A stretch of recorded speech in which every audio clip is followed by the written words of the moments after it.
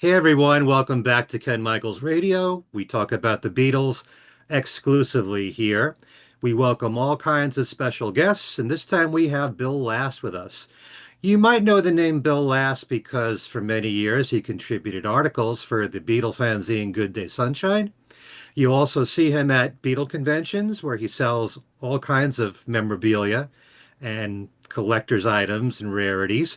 And he has a brand new book out which is called The Beatles Collected Videography, a guide to collecting group and solo video 1962 to 2024. That's the cover of the book right there. And welcome, Bill. Hello there, Ken. Nice to see you. This is a real fun read, and it's also a quick read, but it's meant to be a listing of everything that exists, hopefully everything that exists that Yeah. you with all the research that you've done from the Beatles and their solo careers as far as videos that they've made or promo clips, TV appearances, film appearances, um, information about George's handmade films and a list of all the films that George was a producer for. Everything that has to do with video. This is a listing, and we'll start by asking you the basic question, why did you decide to do this? Well, it was back in 2017, and a dear friend of mine, Michael Strito, who was a drummer in a local Connecticut Beatles band. He, being a drummer, he always had a keen interest in Ringo and the All-Star bands. And he used to pepper me with questions about, what song was this All-Star band, and who was in that All-Star band, Hmm. and that prompted me to really not find any one place to get this information. So I thought I would just take my own collection and make a book out of it so that I don't have to remember which All Star Band tour Dave Edmunds played in, or I don't have to remember what song. I can just go to my book now and look it up. So, partially for Mike to get me started, and then myself just to put my own collection in order. Hmm. And many Beatle fans are aware, depending upon what level of fan you are, how much you collect. You can really get very finicky about your collection and Oh, collect yeah. every single video that the Beatles ever did or what you heard they might have done. And then you've got all the solo music, and there's so much to go through there. And it's great to have it all in one book. Before we talk about the book, I didn't know this about you. You do mention this briefly, that you did script research for the film I Want to Hold Your Hand, Yes. which, in case anyone doesn't know, was produced by Steven Spielberg and directed by Robert Zemeckis. So, do you want to just talk briefly about that, how you became involved? Sure. Um, I was still living at my parents' house in Stratford way back when, and I got a call one Saturday afternoon from a Bob Gale, and he said he was putting together a film about the Beatles' first visit to America in February of 1964. And could I come up with a timeline from the second they stepped off the plane to the beginning of the Ed Sullivan show 2 days later? Hmm. He wanted to know what they did at 2 o'clock on Saturday afternoon and what they did at 9 o'clock on Sunday morning. And so, and he needed it by Monday. So this is a Saturday. Huh. So I worked hard. Even back then, I had a pretty massive Beatles book collection, which boy, since then has probably grown tenfold. And I got the job done, and got first class mail or overnight delivery or whatever on Monday. And I remember I received a $50 check in the mail for my trouble. There was no price agreed on before. I was just doing it for the love of the project, and I would have liked to have gotten credit. But it was later that the pieces started to fall in together, that his partner he was talking about is Bob Zemeckis. And then, of course, they went on later on to do the Back in the Future, amongst many, many other films. So that was it. But after the movie came out, and I didn't have any credit, Joel Glazer, a fellow Beatles fan and collector who has since left us, Hmm. um, he wrote a letter to Rolling Stone magazine in their love letters, correspondence, and advice page, which was basically letters from readers. And he gave me credit. He said, well, after Rolling Stone had published a review of the film, so like in the next issue or after that, depending on how caught up on mail they were. So I got credit there. So that was very nice. How did And the Bob film is Gale? just a great film. Oh yeah, of course. How did Bob Gale find out about you? I really don't know. I'm gonna guess, and I don't remember it from the time. It could have been our mutual friend Charles Rosenay. Hmm. Um, but I don't remember Charles being the introduction. I'm gonna have to question that and see how his memory holds up, but I don't remember Charles's involvement at all. Charles and I did another contribution to a film. Remember the Complete Beatles from Of course. 1982. When that came out, that was like the end all and be all of Beatles video. You had it all in there in 2 hours. Hmm. And uh, that movie could be remade so much better today, but they were very stingy in authorized recordings and video and film that they could use. But and I'm sure Beatle fans out there are going to recognize this. When they were in Minneapolis, Minnesota, they had the police raid their hotel. It was looked like a motel at an airport, and supposedly the Beatles had girls in their room. Hmm. And so when you see the complete Beatles, you see them being walked along the upstairs balcony, and the voiceover is of this policeman saying that he does not care for their music one little bit.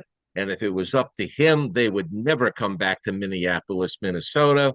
But they didn't. I had the video of the officer or chief of police or whatever he was saying this, so we contributed that to the film. They just used the audio portion of it and put pictures of them walking the Beatles down the hallway for a two-floor motel. Wow. Did you get any So credit? Did you get any credit uh, for that? since Charles was the one that set the whole thing up, he did get credit, and he is in there. Charles F. Rosenay!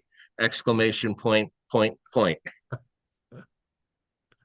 But did you get credit? I did not. Oh, okay. Hey, you're involved with a couple of major films right there. So, and it also says here that you provided video for Ringo's compilation photograph. Yes. That came about. I received the phone call, and I don't remember the gentleman's name, but he was from Capitol Records on the West Coast. And again, I'm not sure how he found out about me.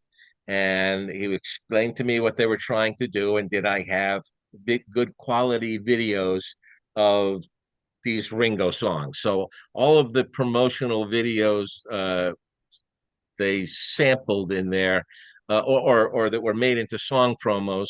Um, I contributed. The only one they made up on their own was Your 16, because there was never a promotional video for Your 16.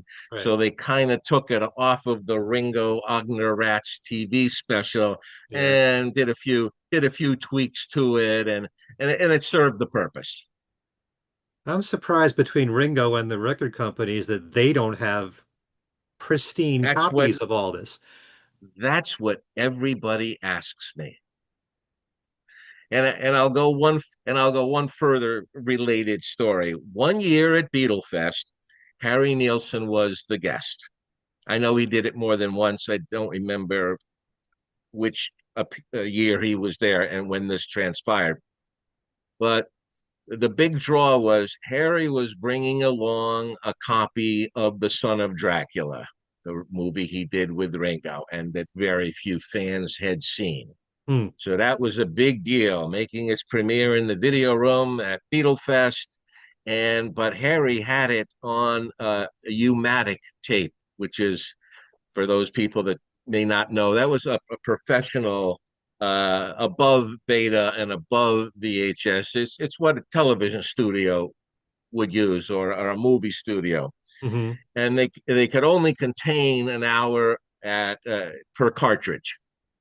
And somewhere along the line, whether Harry forgot it or it got lost, the last half hour did not show up. So at Beatlefest, they had to make do with watching the first hour of Son of Dracula. And a little while after that, knowing that this was the situation, a friend of mine has done a lot of work with Mark Hudson, Hmm. who at the time was Ringo's producer. As a matter of fact, my friend has sung on a number of Ringo albums. The Harry Nilsson album from a few years ago that they released, Joey Mollen's last album, Yep. because of his in with Mark Hudson. He's never been in the studio at the same time with Ringo or with Joey Mollen. Mark Hudson is responsible for arranging and recording the background vocals. So my friend Mark takes takes part in that. So I did Is provide a full copy of Son of Dracula to Mark Hudson that he was instructed to give to Ringo. Now, I don't know if it made it there or not, but I did, by way of Mark Hudson, attempt to supply a full copy of Son of Dracula. hmm. And This and this person. the only way you could get Son of Dracula, it was never released in this country at all. But in Canada, it was released on Betamax only. So, I mean, this is the very early days of home video, Uh, even before VHS took over. And I managed to do some wheeling and dealing back then and got a beta copy of Son of Dracula. The hmm. quality is very, very good, what you'd expect to watch on your television. And I found someone eventually, a tech guy, to transfer the data to VHS. And that's the version that most websites that are selling Son of Dracula really are gotten from my original beta copy. I can see a certain scratch mark on the film or a little dust. I know it's exactly the same. Uh, I have seen Son of Dracula on YouTube. Yeah, well, that did YouTube is now today. We're talking yesterday. We're Oh, I'm talking talking about for anyone that's watching this that's never seen the film. good. Yes, they could check it out on YouTube. And then a Ringo movie I was looking for years that I had never seen the complete European unedited version was Blind Man, Hmm. cowboy western that Ringo did. There were versions floating around that were it was slightly edited for the U.S., and that's the version that kind of escaped on the internet, and where you could buy a gray market copy of Blind Man. I'm glad several years ago that Alan Klein under Apto finally put out the full unedited Blind Man. I guess it contained a rape scene, and I didn't think fans in America would go with Ringo raping a woman, so they excised that part out, and a few other little pieces of nudity were cut out. Hmm. Okay, one more thing before we get into the book. Okay. Since I mentioned Good Day Sunshine, you contributed articles for years for Good Day Yes. Sunshine, and weren't most of your articles about collector's items or Yes. records, rare records? Yeah, the column was called "The Last Word on Collecting." So yes, it took a different stance every month. I could talk about video, I could talk about audio, I could talk about the printed word, whatever was topical at that time. That's what I tackled. Okay. Yeah, so for many years you were helping Charles And out with that I magazine. I pretty much do the same thing now, and we've gone back to calling it the last word on collecting for the Octopus's Garden fanzine out of Massachusetts. Sure. I've been writing for Tom for a bunch of years now. Mike Strito, we'll bring him back in, got me involved with Tom. And actually, matter of fact, as I researched my book, early parts of my research, Tom serialized in Octopus's Garden. So if they subscribe to that, they got some of my early research. But since doing that and the book, I've probably upped the scope of the book by 50%. But I published some of my early, promotional video lists, concerts. I just made lists. Collectors love minutia and collectors love lists. That's what we Right. do. Yeah. Back in the days when I used to do my radio show, when I started out in New Jersey on WDHA, I promoted all the fanzines and I gave away Yeah, copies of Good Day Sunshine. I gave away Octopus's Garden, Instant yeah, Karma, the yeah. Harrison Alliance. There's all these different, there was one just called Fab, and I Okay. gave away Yep. all of them. So I believed in And promoting everything that was out there. So yeah, you go back a long ways mentioning doing this work. mentioning Harrison Alliance there, the two young ladies that ran that fanzine, Patty Morosky and Jenny Swenton from Bristol, Connecticut. Hmm. Um, Patty worked for a publishing house before retiring a year or so ago. So, in getting the book ready for Amazon and getting it formatted and everything, I was just very lucky that she could do it all. They made a number of trips to my home in Hamden, and we sat elbow to elbow and went through it page at a time. And I can't give her enough credit. And Jenny was there for some side research. If we ran across something we needed to be questioned, she was right there on her laptop looking at things. Okay, very nice. I should also mention you have a few contributions here from Tom Frangione and also from Yeah. Charles in the book, Yeah. if you want to read Tom, those. I've Tom and I met at one of the earliest Beatle Fest. I don't remember the exact year. I think what attracted him to me is at the time I had this beautiful leather bound hardcover book from Germany published by a magazine over there, and it was a gorgeous book. I still own it, and it was a photo book of the Beatles from beginning to end and the beginning of their solo careers. And quite a lot of people would gather around me. They wanted to know, what this book was all about and where could they get it. And I don't remember how I initially got it, but nobody I knew had it at the time. And I think maybe that's how Tom and I met. Or again, we're going to go back to Charles. I met him through Charles. I don't remember. Well, I've known Charles and Tom for since the 80s, Yeah, so long time ago. yeah. Well, I believe Tom and Charles and I go back to the 70s. I know I met Charles when he did his very first convention in New Haven, and that would be 1978. Right. He did it at the New Haven Motor Lodge, or it was called something like that. It's changed names a dozen times over the years, but that was his first convention.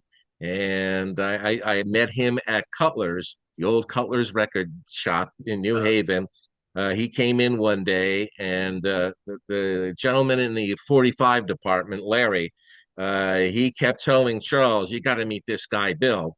And he kept telling me, "Bill, you got to meet this guy, Charles." And one day on a Saturday, we both were there independently and at the same time. So that's when I first met Charles. He asked me to become involved with the convention, and then he got Good Day Sunshine rolling, and right. I've been with him ever since. And the rest is history. And now we have a fascination for going out to see horror films. I know that's a big part of Charles's life too. Yeah, well, nowhere near as much for me, but as far as just simple escapist entertainment, and you don't have to talk to me too hard about getting a medium popcorn and some Twizzlers and a soda to go watch a movie. You don't have to twist my arm very far. Yeah, he actually, in addition to all the trips he's had to Liverpool and London and Hamburg, Scotland, and he does that every year, but he now Yeah. has trips to Transylvania. So Yeah. he's always busy, that guy.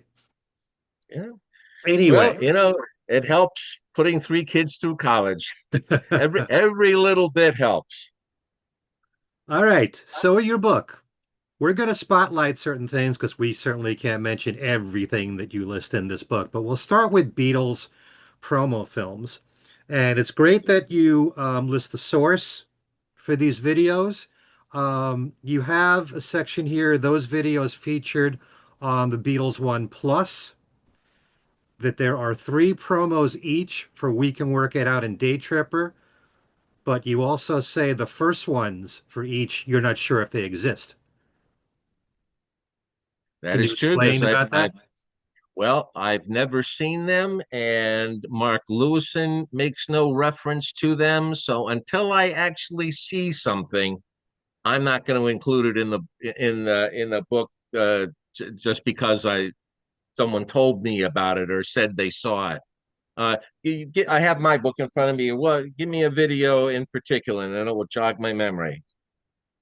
Okay, Okay, well, like we could work it out. yep.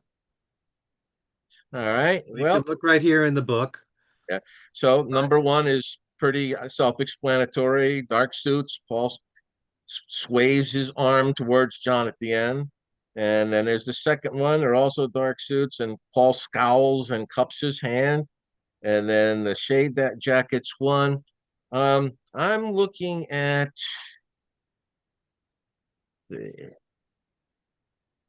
there is one video that Mark Lewison says exists, but he kind of writes it off as being, oh, it's just a different edit. Well, I've seen dozens of this particular here for Day Tripper. Hmm. Um, Day Tripper one is unavailable. Day Tripper two, and where I say supposedly one and two are very similar, but I can't find any broadcast information other than what we know as Day Tripper two.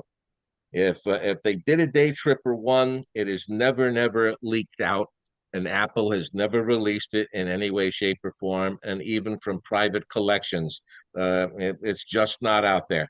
And I've AB'd all these videos, and even the slightest difference I would pick up on.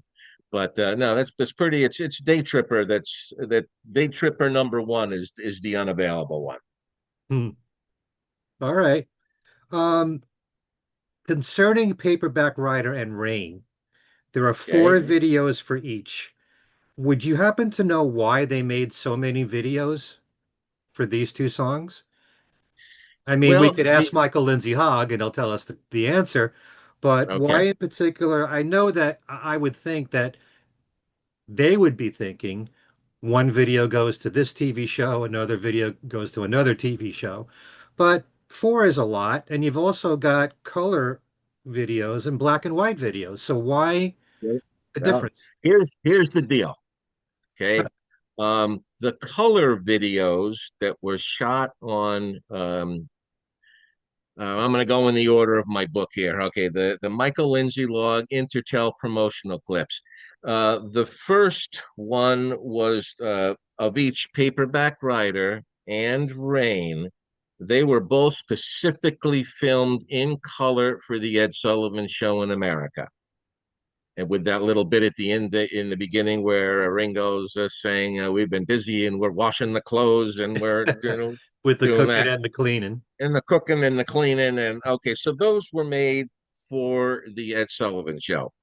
The other color, and I'm going to, because they have the same timeline here. The first color versions of Paperback Writer and Rain, when they were wandering around Chiswick House in England, shooting outside, not even intending to be a real performance video. You can tell they're not really playing, they're outside. Ringo's sitting on a monolith. The others are playing and singing, in the middle of a field or a lawn. The main reason is that they would send these videos to different countries, not so much different TV shows in the UK or America, but other countries. And that's where a number of these were used. And some might not have been used at all, but when the interest in collecting video in the early 80s started to happen, things came out of the woodwork. So unfortunately, neither does Mark Lewison have an exact thing where, this promo was shown in Sweden and this one was shown in France. Hmm. Doesn't really go into that, but we know these all exist. So we have the color version of Paperback Writer. Then we have four black and white versions, and they are made to look like performance videos. They're set up in performance order, similar to the Color Sullivan one, but again, that was for the American market only. Hmm. Up there. Uh, So basically, and it's the same going back a year. When they did their first promotional videos in the fall of '65, they made multiple versions of Day Tripper, We Can Work It Out, Help, um, uh, let's see here, I Feel Fine, and Ticket to Ride. hmm. Well, Ticket to Ride and Help, there were only one version of those each because those songs were already 6 months or more old. But from what they really wanted to try to do was promote We Can Work It Out in Day Tripper, and that's why they made multiple versions of each. And again, they got sent to different countries. Okay. But still, harping on the idea of black and white, why at that point shoot anything in black and white? Since color was the in thing around that Yeah, time. I think a lot of people just did not have color sets yet, and there was a certain the those videos were shot on black and white videotape. I don't know how. I know by the time Help or Hey Jude and Revolution came out, color videotape was the norm then. Um, like I did, my parents didn't own a color TV set until 1970, so I never got to see Penny Lane and Strawberry Fields Forever or Hello Goodbye in color until the video age. Hmm. So it's just the technology. It went from black and white video, and then it went to color video, and then the next round is shot on video but transferred to film. Now, the first person to really experiment with this was Frank Zappa and his movie 200 Motels. That was shot on color videotape, but it was transferred to film. And it has kind of an odd texture, if you will. It's it doesn't look like a film and it doesn't look like a video. It looks like something in the middle. And give you a Beatle example. Paul McCartney's One Hand Clapping in the Backyard film. They were shot on color videotape. They were transferred to film, and that's what came out.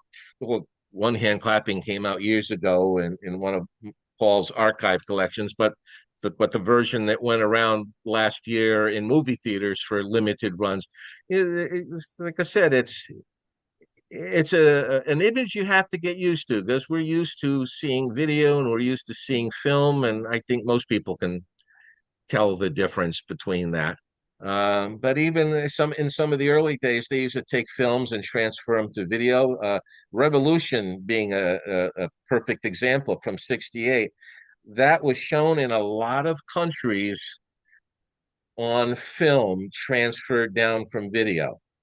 In the early versions of collecting, you'd have to say Revolution transfer version or whatever to identify it. But yes, it's just a weird look. Because anybody has one hand clapping out there, look at it and you'll know what I mean exactly. And it was sad that that movie One Hand Clapping never got to really be aired because Paul changed drummers and it wasn't really uh, up to date with his plans. It was kind of done as an experiment, Uh-huh. and he had a famous director, and they decided to use this route. And but I said, like, Frank Zappa was the first one to do this, and there were a few spots in the Monkey's Head movie that was also video transferred to film. Some of the special effects in that. So it was just an idea that was catching on at the time. All right. Um, for Lady Madonna. Now we all know that when you watch the Lady Madonna film, that they're really in the studio doing Hey Bulldog. But you say there's three videos here, and the US version has studio footage recording Hey Bulldog and Step Inside Love. The UK version only has them doing Hey Bulldog. And there's a third version with them doing Hey Bulldog, Step Inside Love, and Hey Jude. How do you know all this? I have them. I was able to watch them and document it. Let me find. Let me find. You got a page for me there? I will find it for you. Okay, it's page 14. Oh, okay. Because some things are listed more than once. All right. So this is in. Lady Madonna, the third one, comprised of Hey Bulldog, Step Inside Love, and Hey Jude. Um, right. Well, Hey Bulldog is Hey Bulldog, but there's also a video of Paul singing Step Inside Love, and it goes into a little bit of him singing Hey Jude. I don't know why this was made or where it was taken from, but the footage is edited different, not to be confused with either the US or the UK Lady Madonnas. So you've seen the video of Paul doing Step Inside Love and Hey Jude, Yes. like a medley? Yeah, but they're not whole songs. I mean, they're Lady Madonna is the feature song, but you get a little bit of Step Inside Love and Hey Jude. Okay. I've heard a lot of the rehearsals of Step Inside Love of Paul Oh doing yeah. it, for Cilla Black and all. Um, I just found that interesting. Hey Jude. The question is how many videos are really made for Hey Jude? You say that Mark Lewison says at least three, and Michael Lindsay Hogg says about six takes. Well, I'm going to disagree with Michael Lindsay Hogg. If there were all these takes, I mean, you can film or tape something, but that doesn't mean it's edited and ready to be shown. What we have of Hey Jude, and Hey Jude has to be split into two parts. The song part up until the part where they sing the chorus, which was na na na. Hmm. Okay, so the Hey Jude has three different song sections and three different chorus sections, but they just didn't run them together. That would be too simple.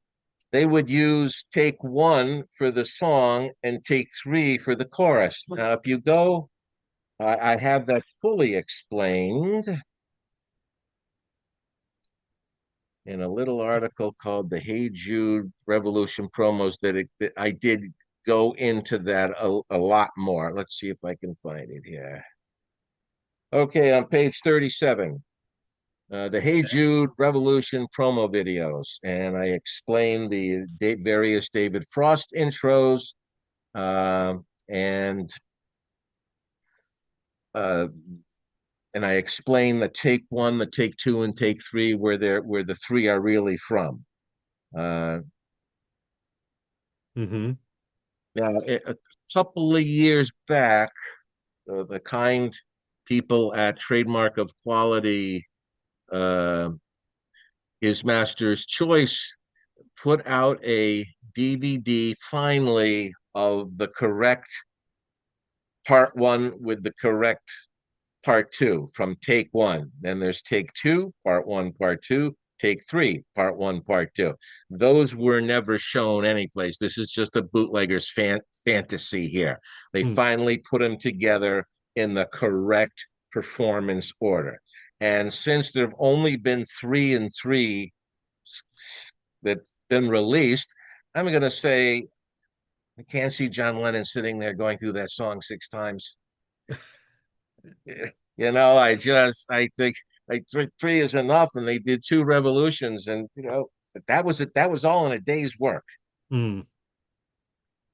Okay.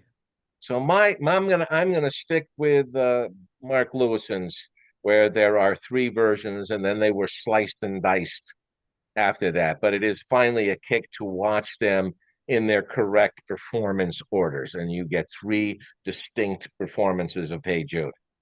It's nice that you have all that detail here. Okay. You say there was a newly curated video for Don't Let Me Down to promote Let It Be Naked. So this is one of the great things about this book is that you go into all of the Beatles albums from the 70s, 80s on up, and new videos were made and how different were they from the original videos? Why did they make Now, different videos? Why didn't they keep the original videos? And you will notice I've called my book the complete. I don't use the word complete. I don't use the word anthology. I use the words collected videography because this is what I have been able to collect. If there's more out there, probably there is, but this is what I've been able to collect. So I didn't want to get stuck with that word. Everything, last thing you wanted to know about every single thing, every time they step in front of a camera.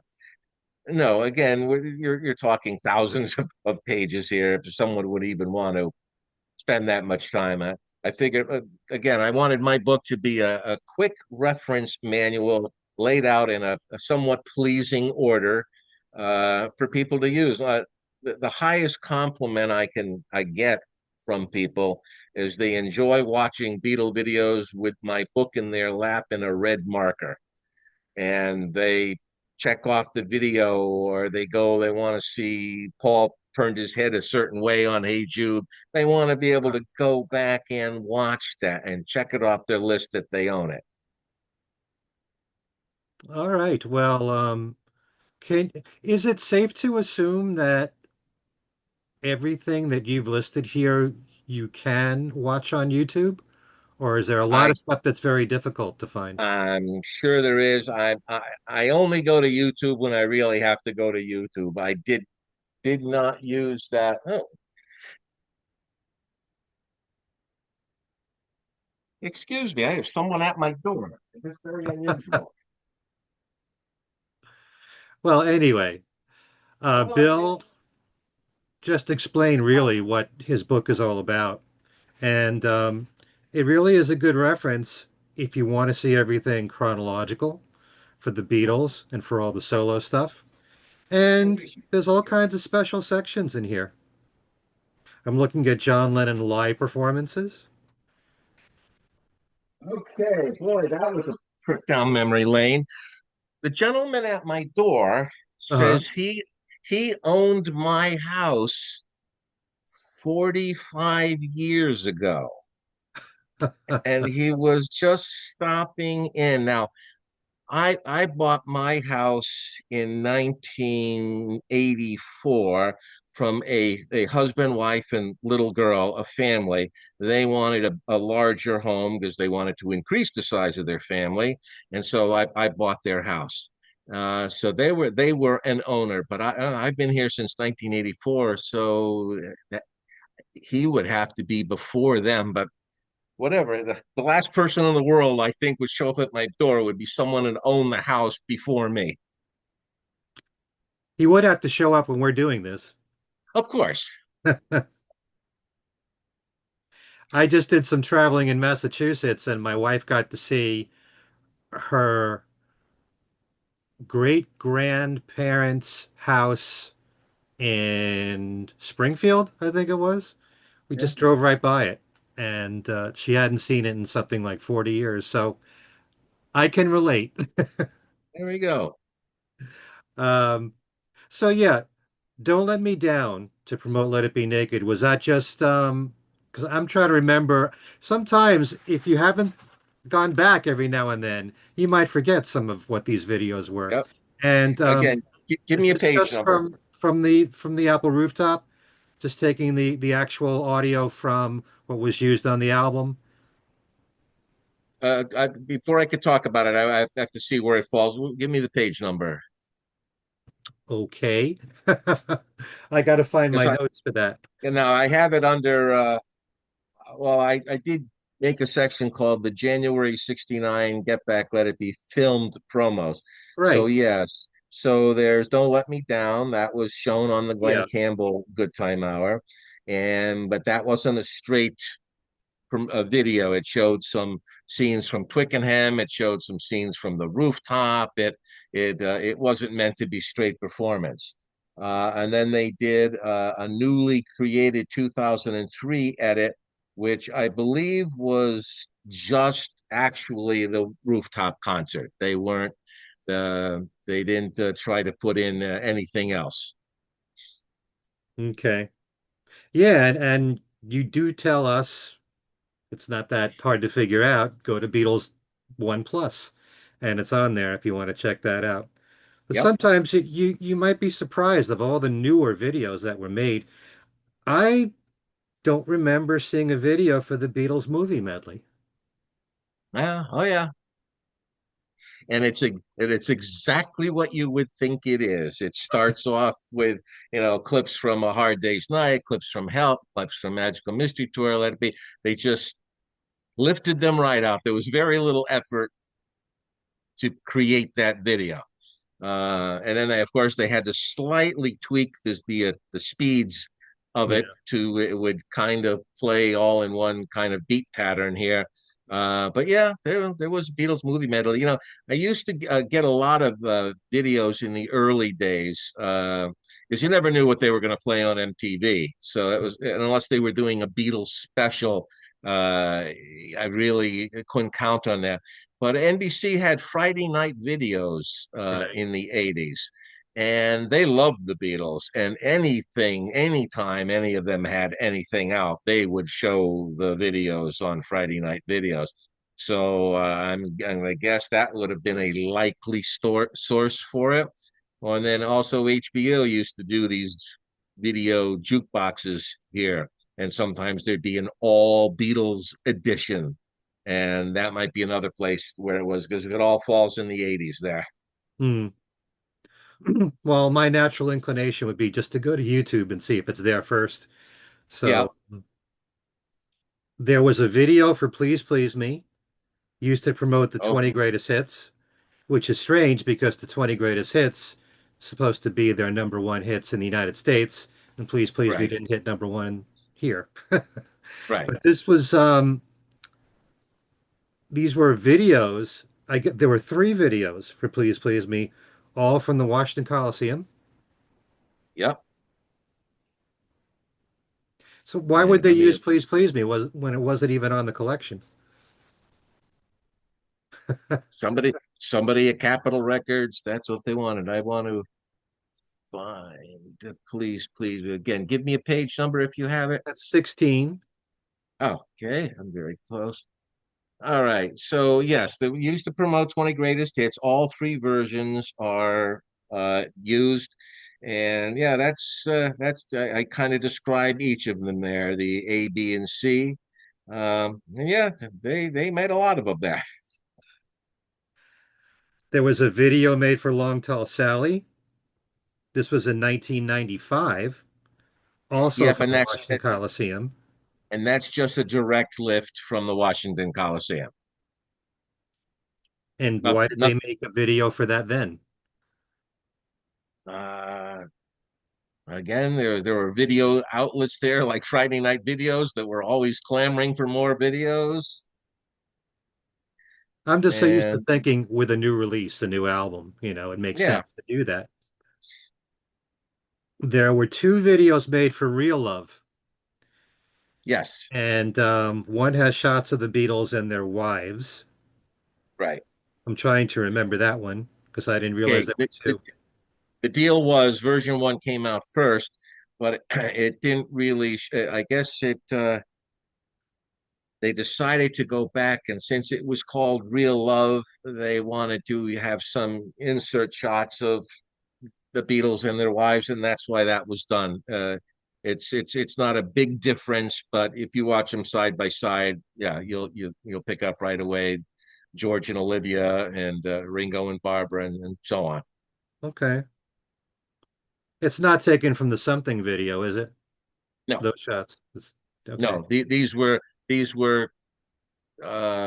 contemporary uh, for their time. In other words, it was they were '90s videos of Paul and Linda and Ringo and Barbara and George and Olivia and there were plenty of John and Yoko clips they could use. So Hmm. Okay. There was a video made for Everybody's Trying to Be My Baby to promote Anthology 2. yep, and again that was a direct lift from Les Beatles, the Paris concert in '65. It's just surprising to me that they made these videos, but you know, because they have the Shea concert in Yep, Anthology 2. yep, yep. There's so other than someone said, I like this one more than that one. There's no rhyme or reason why one was chosen over the other. Uh-huh. There was a video for She Loves You to promote Beatles 1, which has an audience montage in it. Oh yeah, that's when I say audience montage, it's just audience shots. There are no Beatles in this video. It's just screaming fans from here, there, and everywhere. Gotta have it. I guess. There was If it came my way, I grabbed it. So there was a video for Come Together to promote the Beatles 1. yes, I think that's one of my yeah. It was kind of an animated cartoon. I don't want to say a cartoon, but it was animation of them what they looked like on the Abbey Road album cover and Paul with no shoes on and John in the white suit. Hmm. And they're just kind of moving through this video and floating here and there and then coming down. It's all computer generated Okay. because there was no video for Come Together, so they had to create one. That's why I'm asking. Yep. Okay. Um, A Day in the Life. It's a video from 2015 with outtake footage synced to outtake audio available from the TMOQ Gazette. I don't Yes, think I've seen this. yeah, that is again for those that don't know out there. If you collect gray market Beatles product, and I do not like to use the word, nor will I endorse bootlegs, but trademark of quality, his master's choice are these booklets that come with two discs in them. They could be two CDs, they could be two DVDs, or one of each. And the highest quality of stuff comes out on this particular gray market label. And some of the stuff is just like I mentioned before, they put the three versions of Hey Jude together properly for the first time. And there's a lot of extra day in the life footage flying around out there. One person said they loved the one that I described where Patty Harrison puckers her lips. Well, it's there, and it's not in the other one, but it's in this one. I think the version that appears on Beatles One is finally the version they decided that this is the one, Hmm. and it's probably the one that's been the most commonly seen. Right. So But how do you know that these aren't videos that were made by fans? uh, could be very, I don't know, but I wouldn't go after just blanket fans contributions. They have to have some background. And trademark of quality, his master's choice is like the Rolls Royce of collecting video. If they put it out there, well, then I'm going to reference it because it's important. Someone could have taken it at home and, did this, that, and the other thing. Uh, I'm not going to go after that, but I figure there's a few places out there, like we're mentioning trademark of quality slash his master's choice. There's also another wonderful label out there called Fab, FAB, and the stuff that this person has acquired, I'm going to have to say, is probably the world's largest Beatles video collection. He stays in the underground. I accidentally got involved with him a number of years ago where he could trust me that I was not going to be blowing any whistle or he wants to stay in the background. Those of us that know about him or her, and actually sometimes I think it's really a her for some reason in the packaging and the return addresses. I think it could be a girl, so it's not all the guys' territory. Yeah. Girls, I'm or it's a husband and wife team for all I know. But we don't know. We don't know where these come out of, and that comes out of the Midwest, and that's where got a lot of these oddball videos. If he has researched and put them out, then there has to be some legitimacy to them. Okay, you've got a couple of chapters here, UK television broadcasts from 1962 to 68 and US television broadcasts from 1964 to 2024. One of the things I wasn't aware of, there could be Okay. so many things that we haven't seen unless we're staunch collectors or we can find it on YouTube. There was something called Follow the Beatles on UK television, which was broadcast August 3rd, 1964. There aren't many details in the book about that, Okay. and that's on page It's 45. no, I'm in the wrong place. Well, I can tell you what that is. It's kind of like when you go to the movie theaters and you see, or on TV, the making of. Um, it's very similar to the item I have above it, the making of a hard day's night. It's uh, behind the scenes footage with Dick Lester. It probably was shown in movie theaters a month before the actual release of A Hard Day's Night. Some outtake footage. There isn't really any interview where you're actually seeing them say something. The voices are all laid over the top. But yeah, it's a short featurette, and it was called Follow the Beatles. Okay. I'm sure there are some people watching this who have all this stuff, and you probably Then know they many of them. yeah, then they need my book. They need to check off what they own and what they're looking for. I want to mention some John Lennon items here. Okay. Would you happen to know why this was done? Whatever Gets You Through the Night, the video, the original one has John strolling through New York City. We've all seen it, getting a hot dog, talking to fans, all that. And then they took the same footage and used it for a new Mind Games video. Okay, You here know we why go. that was switched? I got the story for you. Oh, good. Okay, Let's hear it. originally, Whatever Gets You Through the Night was filmed with John strolling around New York City. That. And the only time that it was ever broadcast was somewhere in Europe, and it wasn't complete. It kind of cuts off slightly before the end. It was never shown in the United States. It was never shown in the UK. But for some reason, this footage was incorporated into a video and shown somewhere in Europe. So now, and it's interesting because this is the time when John and Yoko were separated. and John is with May Pang, and they show him at the band shell in Central Park in New York. And Yoko was looking for ways to promote mind games and came across this footage and decided to turn it into the Mind Games video.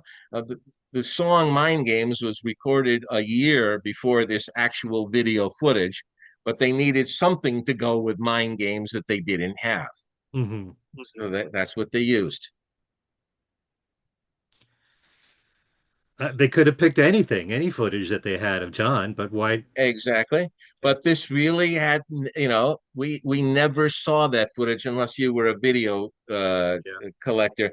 I have the original broadcast from Europe somewhere, but it's in really crappy quality.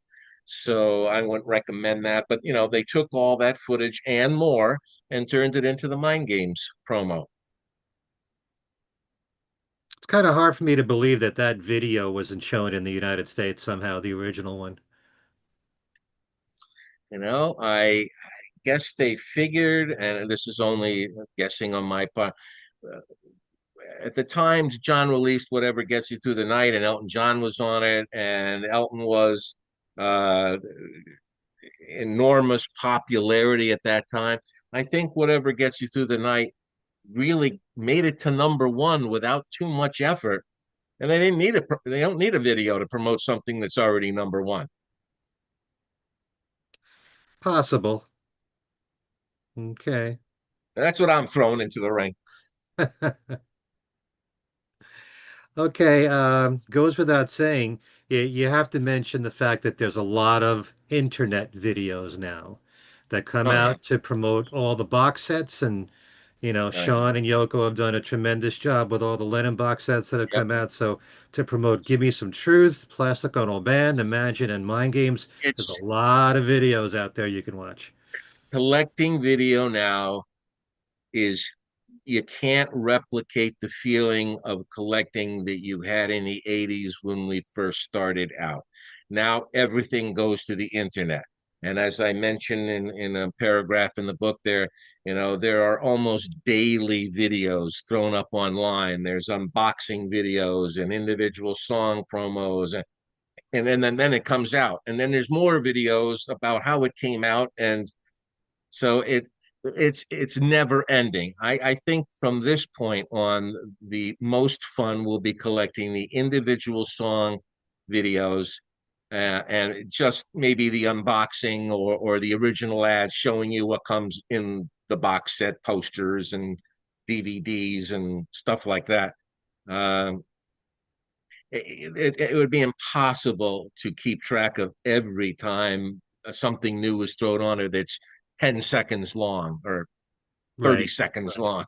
So that in that respect, back in the 80s, we had to wait for something to get on television right. and record it. Now, I wasn't into video from the Betamax, late 70s.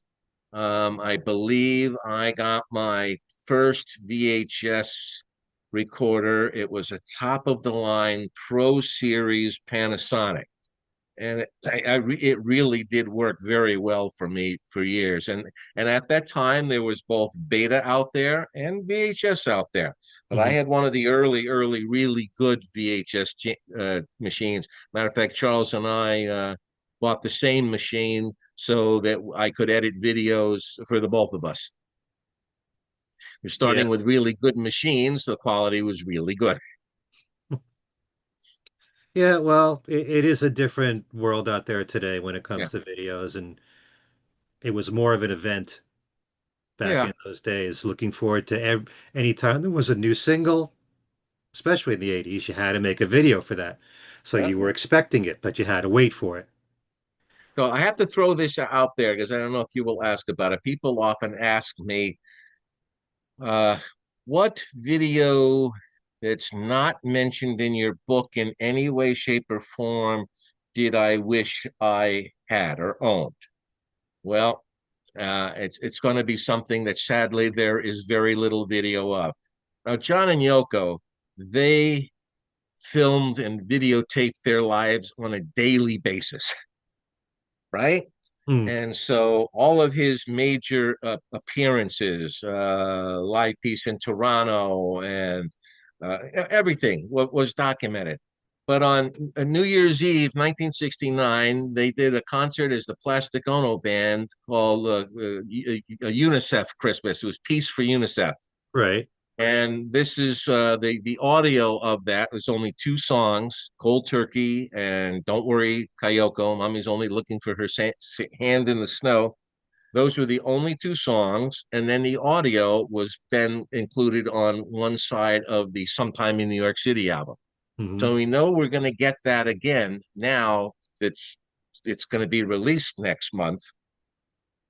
But there's no footage of that concert except about 30 seconds newsreel footage in black and white. Now, what are they couldn't find batteries for the camera that night? They've every move they made was filmed or taped. Why not that? It was the last time that George played with John on stage. You had a super group on stage with Eric Clapton and Delaney and Bonnie and Friends and Billy Preston. That's quite a super group. And I don't know how worthwhile the music's going to be remembered. I mean, John often said that night that he performed, he was watching the kids in the audience and he was watching their eyes.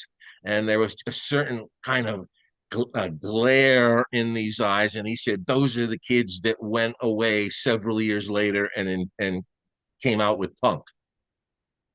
John saw the early punk masters at that concert in 1969, and it's just that those words are out of John's mouth. Whether that is true or not, it would still be nice to see that. I guess a little bit of "Don't Worry, Kayoko" would be more than enough, but I think Cold Turkey would be cool to see. Yeah, that is pretty ironic because, like you You know, said, they saw the value, the historical value of everything that they recorded. They never yeah, knew when it would be used, but why not yeah, record everything audio-wise and yeah. video-wise if you can? And so, yeah. That's the great piece of missing Lennon video. And if they had it on video, if it had been stored away in a shoebox all these years, sure Sean would have found it and be using that to promote uh, the upcoming box set. And it's kind of sad that we're going to get to hear everything that went on in the year 1972, but we can't see it yet. There is no one-to-one concert we can watch. There is no, any of the appearances he did. Where's the video? I mean, all we have is Live in New York City from the 80s. Hmm. And again, whoever put that one together, it was pretty much acknowledged that the after the night show, evening show sold out so fast, they added an afternoon show. And for whatever reason, it did not sell out. There were about 6,000 empty seats. John and Apple purchased them all and had mentally retarded children in the Willowbrook special needs, not just from Willowbrook, but all over. Those kids filled the empty seats. And even John said it at one point, "Welcome to the rehearsal." Right. Now the night concert was so much better performed. It was so much better filmed. Yet when they came to do Live in New York City in the 80s, they chose the afternoon show. Yet, if you remember, ABC ran a special on a Friday night of the one-to-one concert where you got to see John and Yoko and Sha Na Na and Roberta Flack. They And showed the opening acts too. yeah, they got one song each because it was, and I think John and Yoko maybe did five or six songs, but those are from the evening concert. And if you compare the video of Live in New York City to the ABC broadcast, right away, the evening broadcast blows it away. So I hope if Sean's out there listening, put together the definitive one-to-one concert film. We don't have that yet. I mean, they left a lot of Yoko songs out on Live in New York City. for somewhat obvious reasons. But they could make a full video of everything. And I noticed with the footage now, what they're doing that they didn't do back then, they're doing a lot of dual screen and triple screen images, Yeah. which first became popular. I remember was the Woodstock documentary. That was really the first time I remember seeing music with so much film because you were watching three screens at one time, or it was like watching three screens at one time. Mm. And that's all the footage that they're using now, because right now they're using Come Together, Instant Karma, well, and one other. They're using that to promote the upcoming Power to the People box set. Yeah. But again, the box set, we're going to get to listen to everything, but not watch it. I thought when they first announced it, since it comes with the super deluxe box, comes with three Blu-rays. I thought, all right, on the Blu-rays, we're finally going to get the one-to-one concert. We're gonna see John at the Apollo Theater. We're going to see, all this. No, it's just the audio from the CDs on a Blu-ray audio disc. There is nothing to watch when you get that box. Right. I know. I often wondered why in 1986, when Live in New York City came out, it was the afternoon show. I was wondering if maybe ABC owned the footage at the time for the late show. Yeah, I don't know. I mean, Rivaldo, oh, I can't say his name. Rivaldo Rivera was obviously involved and worked for ABC you know, at the time. Um, I don't know. I can't see anybody owning it other than John and Yoko. I mean, they had Apple. They could do this stuff and own it rather than farm it out to someone else. Yeah, well, I have heard that there's going to be a DVD Blu-ray come out of the video. When Yep. exactly, I don't know. But it shouldn't be too long after the box set comes out. But for some But it reason, they're would have making that a made separate release. it could have been made the most sense to include it in this box. But of course, if there's more money to be made with a separate release, that's the way it'll go. Yeah. And also, it would be nice, even though we've had DVDs that have come out of, say, the Dick Cavett show or the VHS of the Mike Douglas show, and even Daytime Revolution on DVD. It'd be Yeah, nice to have a compilation of just the TV shows, yeah, you know? I mean, I have a bootleg of just the audio from all the TV shows. Be nice to have it all coupled together on yeah, DVD because there were several of them, and some of them are going to be in this box set audio wise. yes.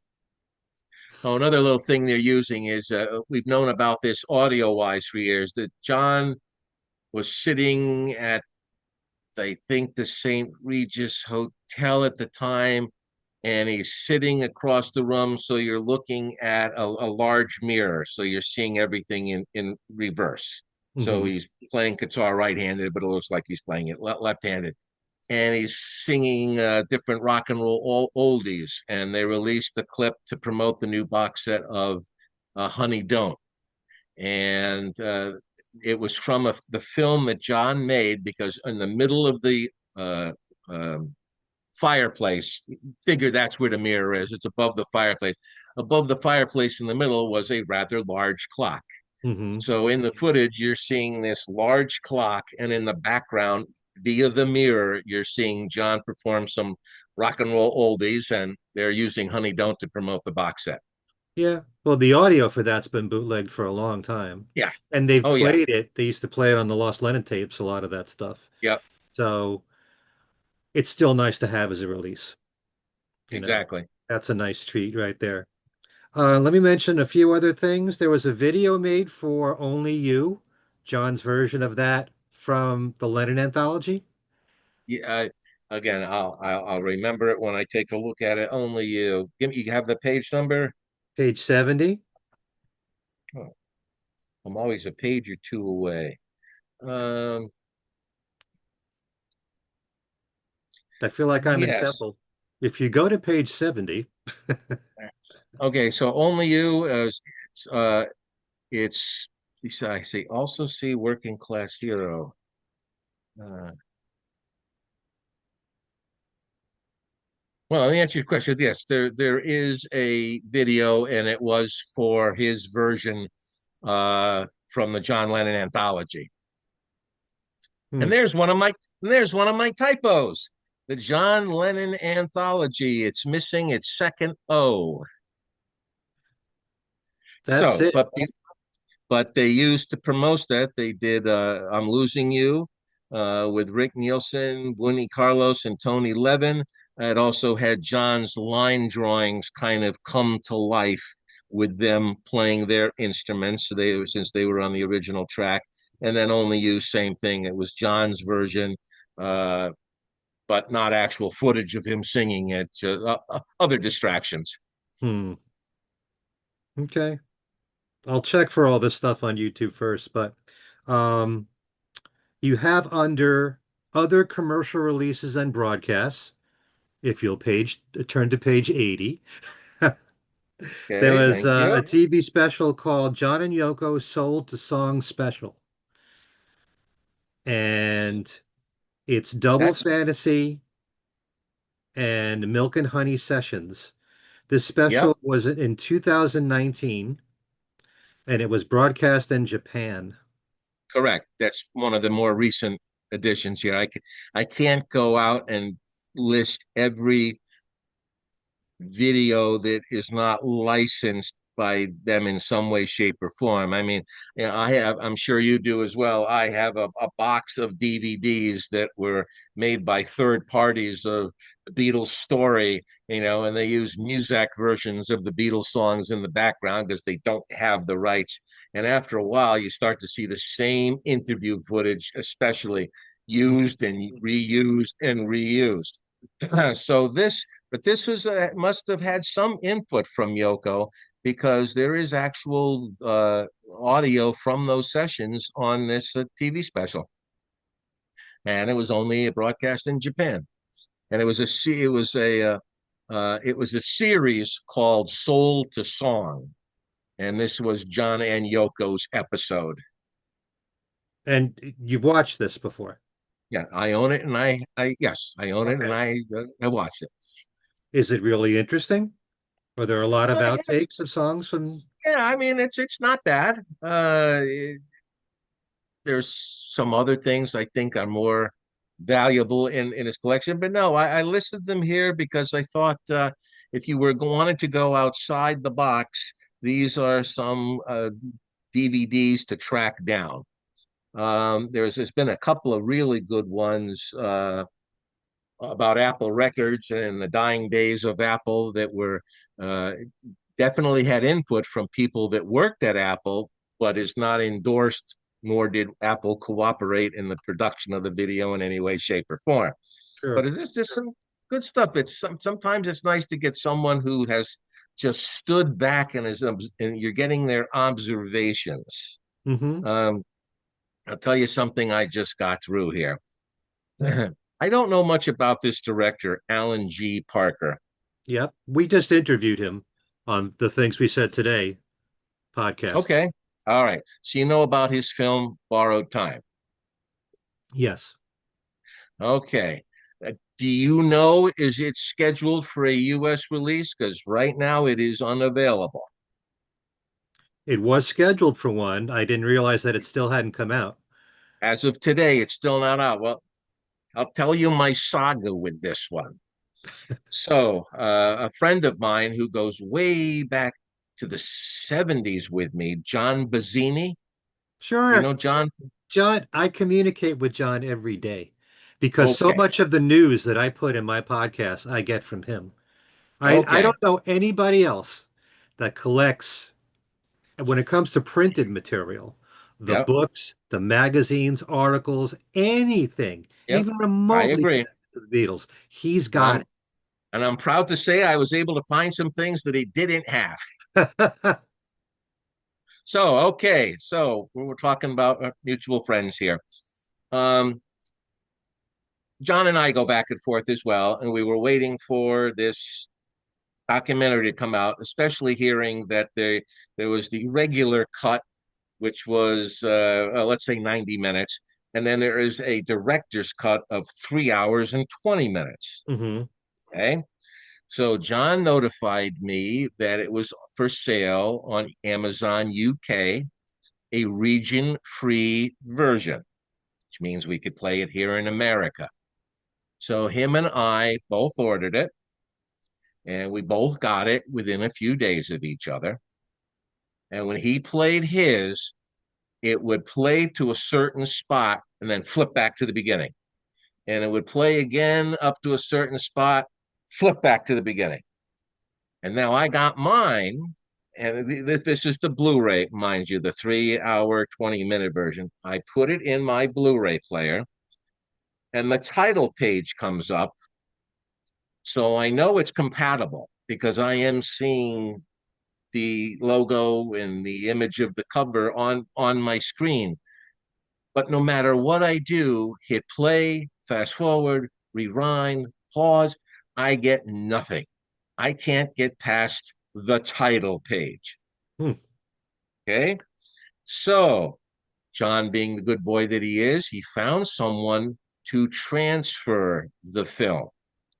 And so I just finished watching it yesterday, as a matter of fact. I got it on Monday after a few false starts. Him and I both now own a version, the 3 hour, 20-minute version of Borrowed Time. Um, I'm going to write about it in my next article for Octopus's Garden. Originally, the reviews in Amazon UK were not that thrilling. Okay, but I approached it with an open mind. I really did enjoy the 3 hours and 20 minutes. I mean, you got to be a heavy duty John Lennon fan. It starts in 1966, where he meets Yoko, and it ends with his passing in 1980.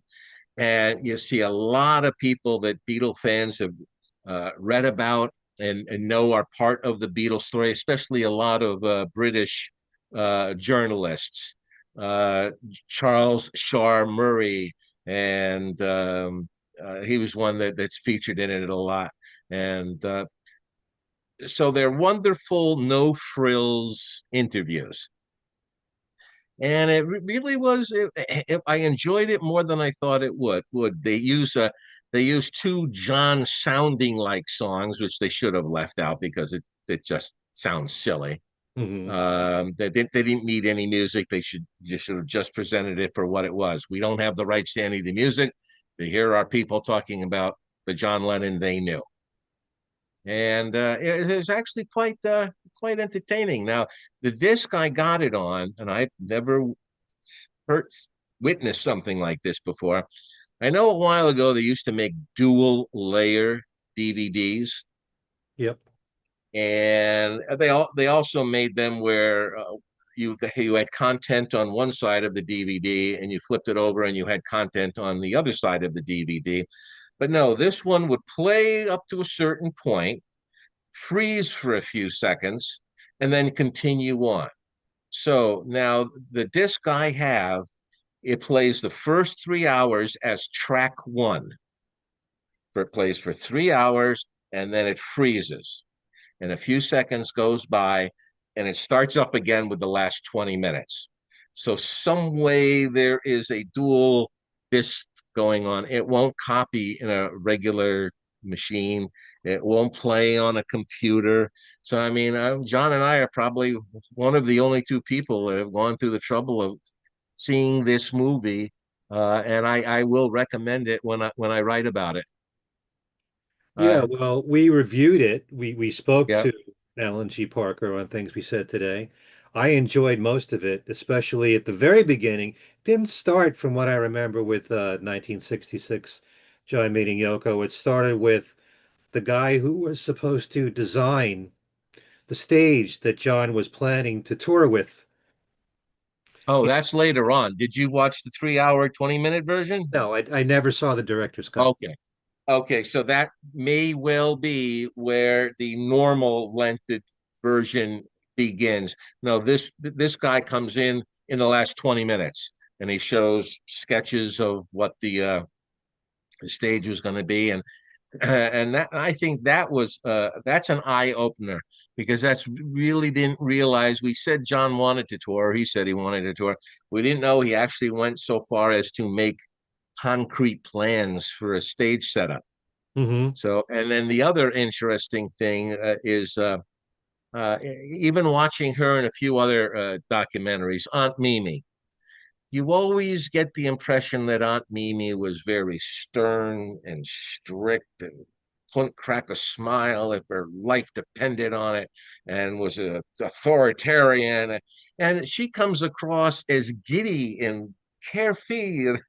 It's not the Aunt Mimi we've been drummed into our head all these years.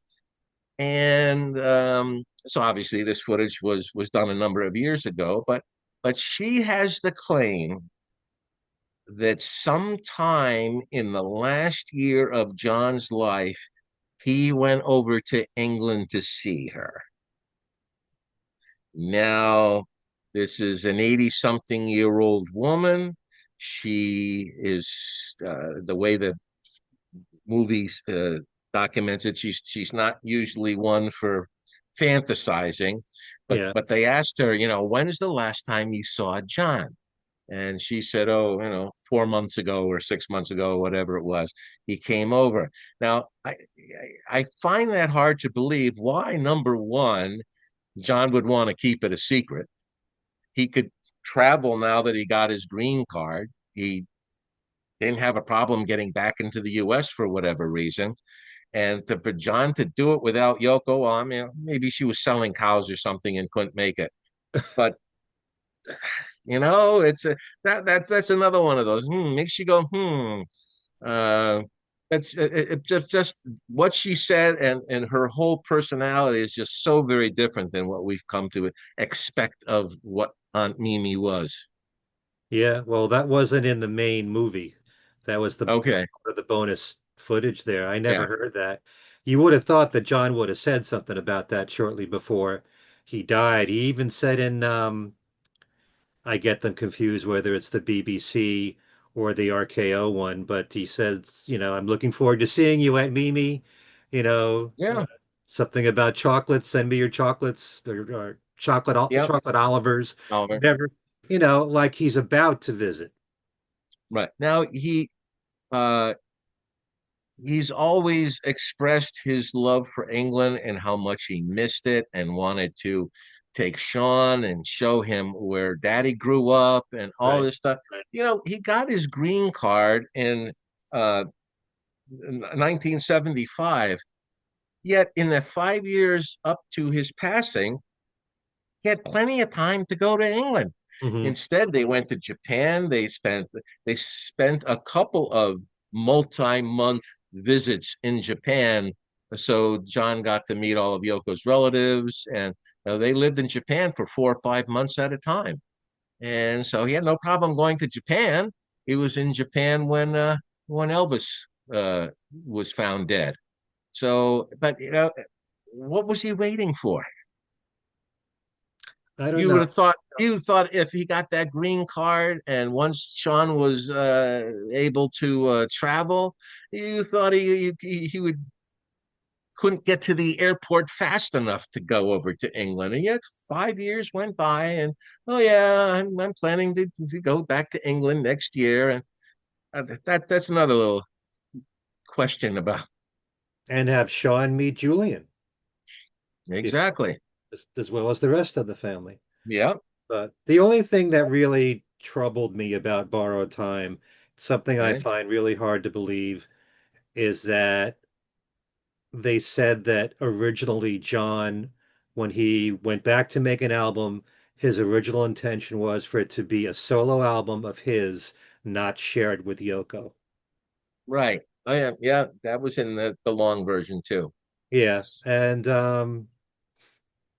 it's really hard for me to believe that, Yeah, because John spoke his mind. He was outspoken completely. And I, if he didn't want to do it, he wouldn't have done it. And they planned a tour together, not just him yeah, alone. Not, you know, uh, I don't even know if it was going to be, it was probably John and Yoko together on stage, maybe sometimes alternating songs like they did on One to yeah. One. I don't think there would have been just a John Lennon set and a Yoko Ono set. No. So they were supposed to be together. And then They at got one their time they act even talked together. about having a John side of the album and a Yoko side of the album. I think it was probably wise for people listening to records and uh, cassette tapes where you just couldn't hit the button and get to the next track. I'm sure Yoko's music got heard much more in the format that was released.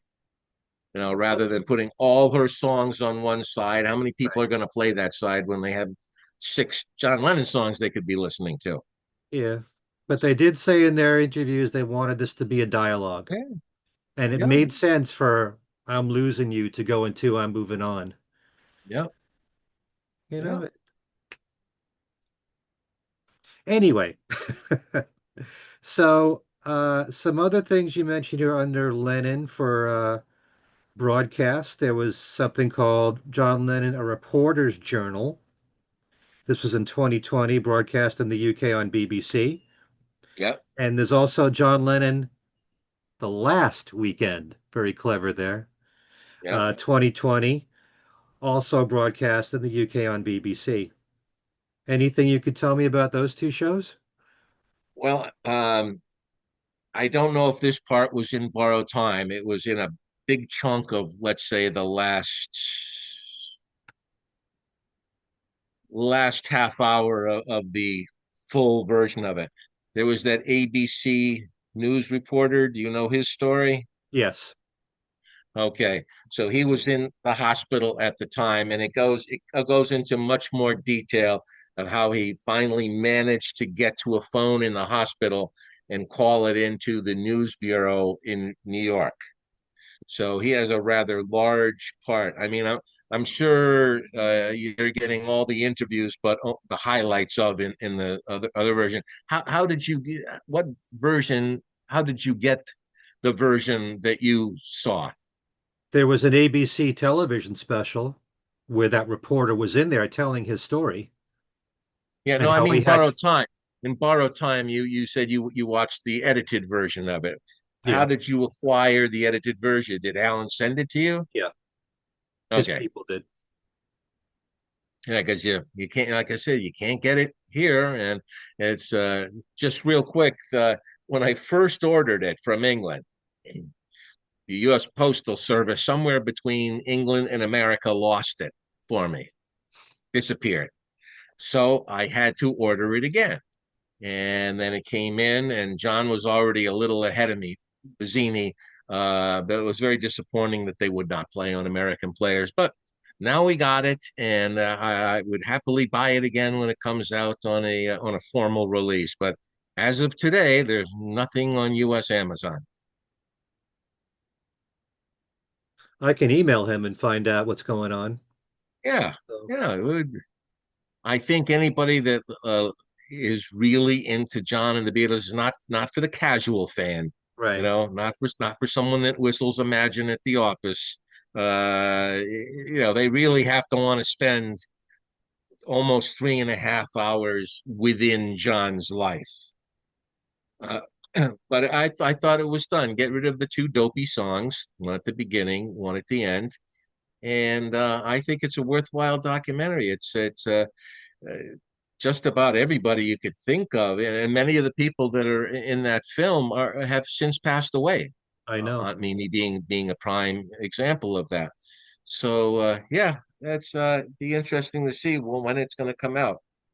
You should watch the interview that we did on things we said today with Alan. But Okay. I'll get a hold of him and find out, get an update on the situation there. But when it comes to something like I said, this whole idea that John didn't want to share the album with Yoko, or at least Yeah, yeah. I between, found that a little hard to believe. I would want to see several people saying that all at once to corroborate it. Yeah. One person's not good enough for me. It's the first time I ever heard that. Yep. I know. Same So, here. it's really Well, that's important. why I don't go along with people that say, "Oh, I have this video." I mean, case in point, I'm going to bring Charles Rosenay back into it. You and your wife and Charles and I, we all went to see Ringo on the Phil Donahue show Sure. way back when. And there's a shot of you and your wife and me.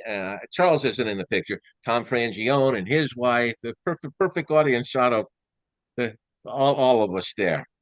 And oh, I have to remember where I'm going with this. Uh, Help me out here. Where was I going with this? I don't know, So but we're most of us anyway, were asked questions. We all got to stand up. Tom stood up, yeah, Charles stood up, I stood up, and this was the Tom one. Frangione. Ringo liked Tom Frangione's Yellow Submarine tie. Yeah. Ringo liked when I complimented him on Time Takes Time, his album, and I asked him when his next album would be. And there were people in the audience that clapped when I mentioned that Time Takes Time was such a good Yeah, album. So you can find it on YouTube, that show. So it was yeah. There's probably to promote the All-Stars, I think, at the time, yes. because he didn't have Vertical Man out yet.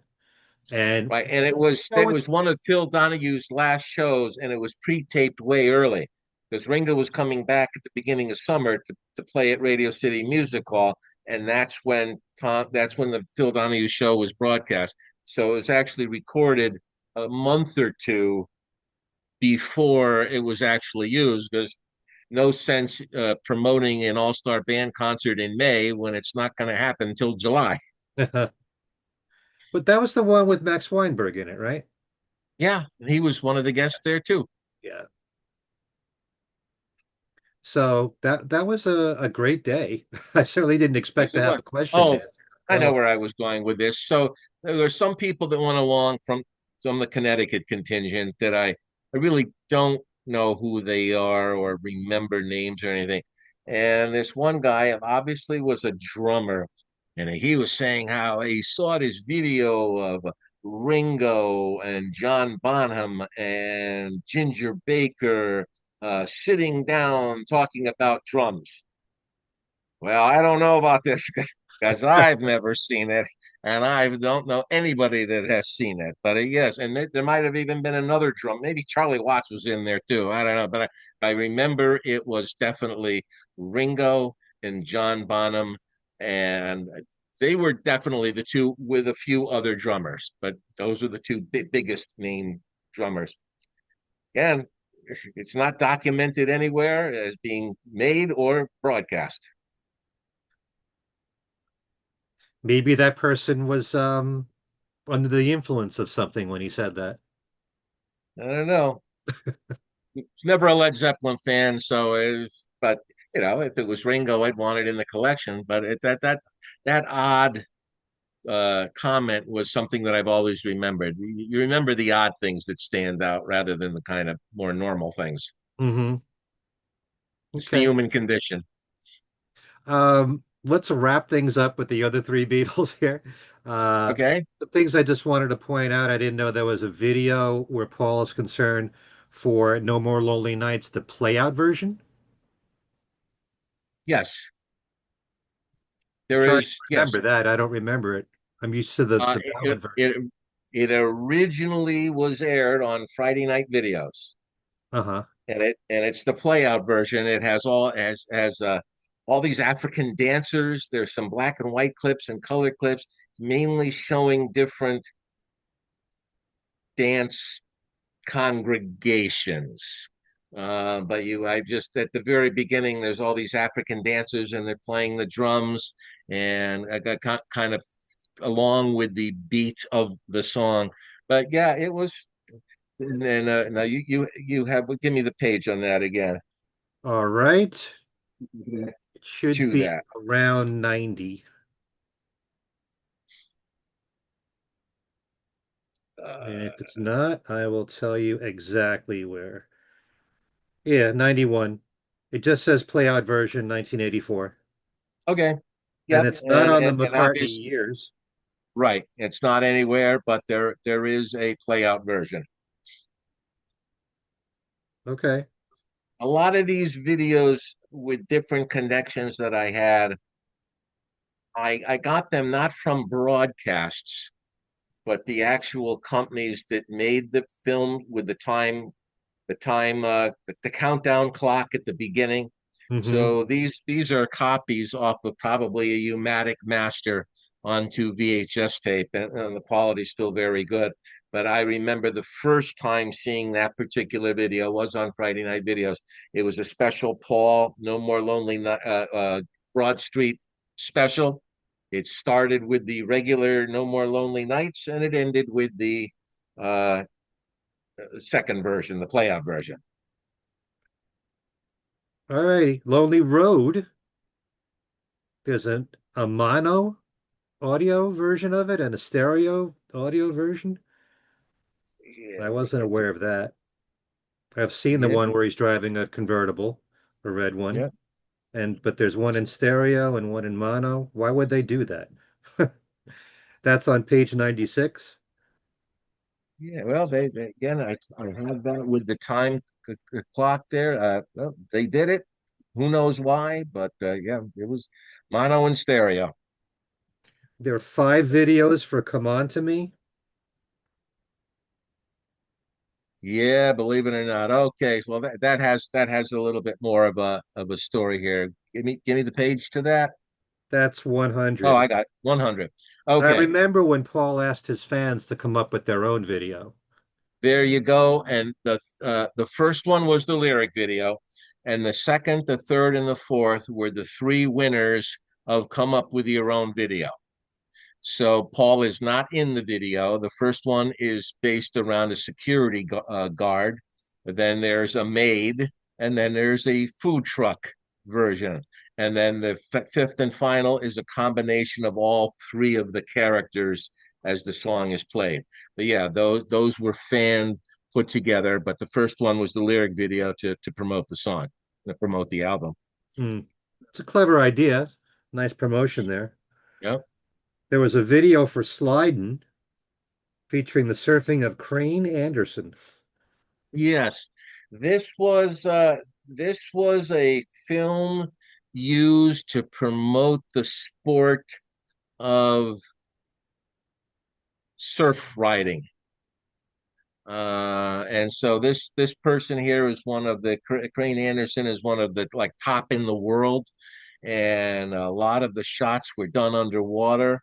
And it's nice, but again, Paul is not in it. They just used the music for it, but obviously with his permission, and he did the financial backing for it. Hmm. Okay. Now, here's one that I have never heard of ever. Okay, So on page 103, the very top, okay, something yeah. called the Grasshopper. You say it's animated, produced for the Art and Culture Fund of the state of Goiás, Brazil. And that's exactly what it is. It's a little grasshopper animated. The song it doesn't. I don't remember. I think it has any words. So it's just an instrumental video using this grasshopper to showcase the various fine arts in Brazil. Uh-huh. Again, it's probably Paul. And when I was doing Paul, the order of how I did this was I did the Beatles first, and then I did Paul, and his took the longest because he's put out so much material over the years that there's a lot of these things that are just thrown together. A couple before that on page 102, they used Slide In Again. This time it was inspired by the Winter Olympics. So you saw athletes on the Winter Olympics that year in 2022. And then he let them use an instrumental version of Junk for this Mankind Initiative homeless appeal. These were all songs that he provided the audio for, and they were used to promote and create different causes. Okay. Well, I'm curious to hear the Grasshopper. So I guess the music in there is composed by Paul, Yes. and it's all instrumental. I believe it's been a while since I've seen that. I'll have to dig that out and check that out. and it's not very long. Uh-huh. It's not like it's a half hour long. It's several minutes long, if memory serves me correct. I'm not sure if you included it in the book, but you've seen the video that Paul made. They're all animated shorts, and it's all incidental music with the artwork of Damier. Is it artist Yes, Damier? yes. And Okay. that was around the time of It's very Off the interesting too. Ground. Yeah, Hmm? Off the Ground, the album Off the Ground. It was Right. the music from that era. Did you include that in And here? it was called Daumier's Law. Right, right. Did you It's include that in here? I'm just wondering. I'm sure it is. It That's might be fascinating under stuff. it would be under the MPL Productions. So as I Okay, jump to that page on 114, 1992, Daumier's Law animated. right. But it's really interesting how the drawings of this artist are set to motion, Yeah. and Yeah. Paul has all this instrumental music in the background, Yep. and it really works as accompanying music to it. Yeah. So Very entertaining. I wish that would be that was that was never released at all, in any way. Not as far as I know. Again, I probably have the actual uh, video with the countdown clock and the ID and all that. That's where I get a lot of this stuff from. No, I don't wait for it to be broadcast. I want it, and this is still the time where things are being broadcast. All right. Few more things. Let's do a couple of George things here. When we was Okay, Fab, there were two videos made, which correct. I wasn't aware of. One of them, we know that Elton John walks across the screen, and I think he gives a tip, doesn't he? He puts a coin Yes. in a tin can or whatever. There's a blonde woman that strolls by from left to right after Elton walks across the screen. That's in one version. And then in another Okay. version, there's a pair of what you call tipsy gentlemen that walk Yes. across the screen after Elton. Oh, you After can see Elton that walks right away. away. Yeah, you could catch that right away. There's Just maybe I didn't pay careful attention there. I didn't realize uh, they were, a slight difference, the, but the first one is the more common of the two because they would say with Elton, and that that's on the Dark Horse years. And then version two, maybe that was shown in England. And then, yeah, both videos use different shots of the tipsy gentleman. I believe in the first video, you only see them stumble is too hard a word. They're tipsy and they're walking across the screen from left to right. In the other version, you first see them going from left to right, but then you see them closer up going right to left and going back from where they came. But they're much bigger on the screen because they're more close up. okay. So find that part in the video and then just wait. And if they come back, that's the rare of the two videos. And you I know got about the two different videos for Got My Mind Set on You? yeah. I've known about those, yeah. Yeah. Um, No, they're both good. I mean with the dancer. You know the one Yeah, about the that's a dance? stunt Yeah, double. yeah, yeah. But the first one had him landing in the chair, kind of out of breath, and the other one that he lands in the chair and they cut it right away. They didn't want to look like it was George going, All right. I I "There's gotta another pay one more for you." attention, more careful attention to every little detail here. Stuck inside a cloud, there's a video where there's a slow pan across a recording console, and you're not convinced that this is an authorized Yeah, release. because I have seen other videos using maybe not the exact same board, but very similar. And so I'm not 100% sure that could have been made up. Or if you were going to do one, why don't you, if you own the likeness of George Harrison, you would think Olivia could do a better job than that. But nonetheless, Hmm. All right, a few things from Ringo here. all So righty. some Ringo videos that I don't remember if I've seen or not. There were two videos for fading in, fading out. Hmm. You Let me remember get the those? Ringo. Let me get the Ringo here. Page 164. Okay, almost there.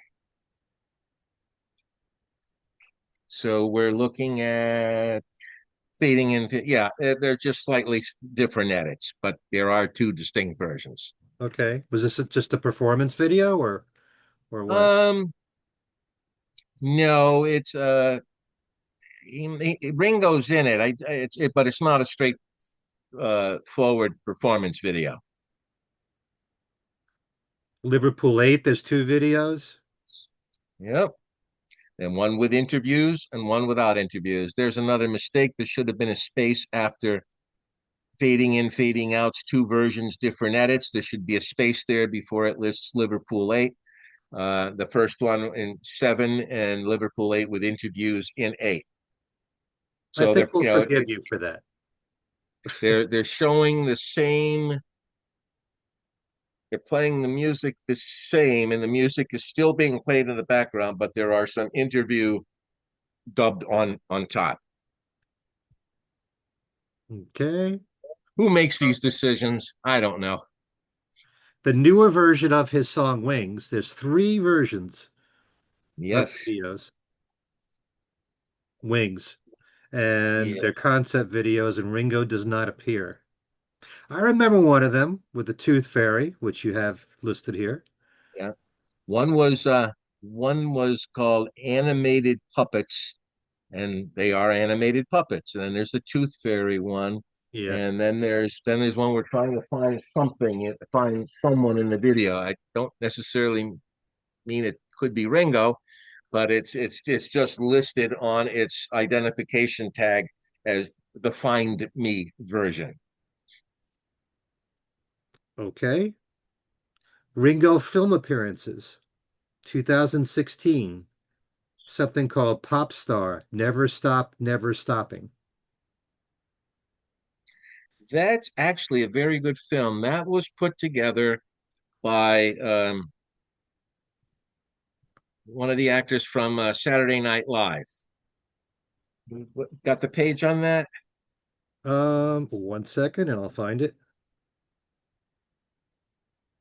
Very good. You even have look up as a video here. Yeah, we Yeah. snuck that. We snuck that in.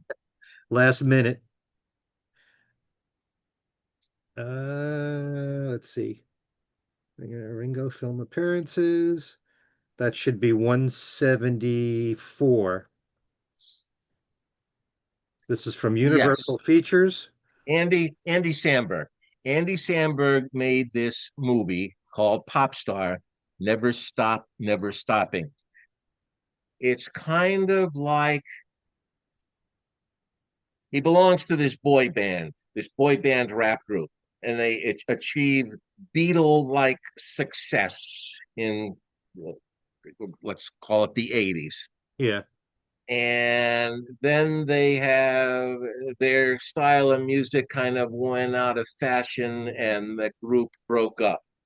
And this is them all these years later trying to rekindle the magic of the original group. And Ringo has some spoken word. Well, no, they show him talking about that, and it's all put on.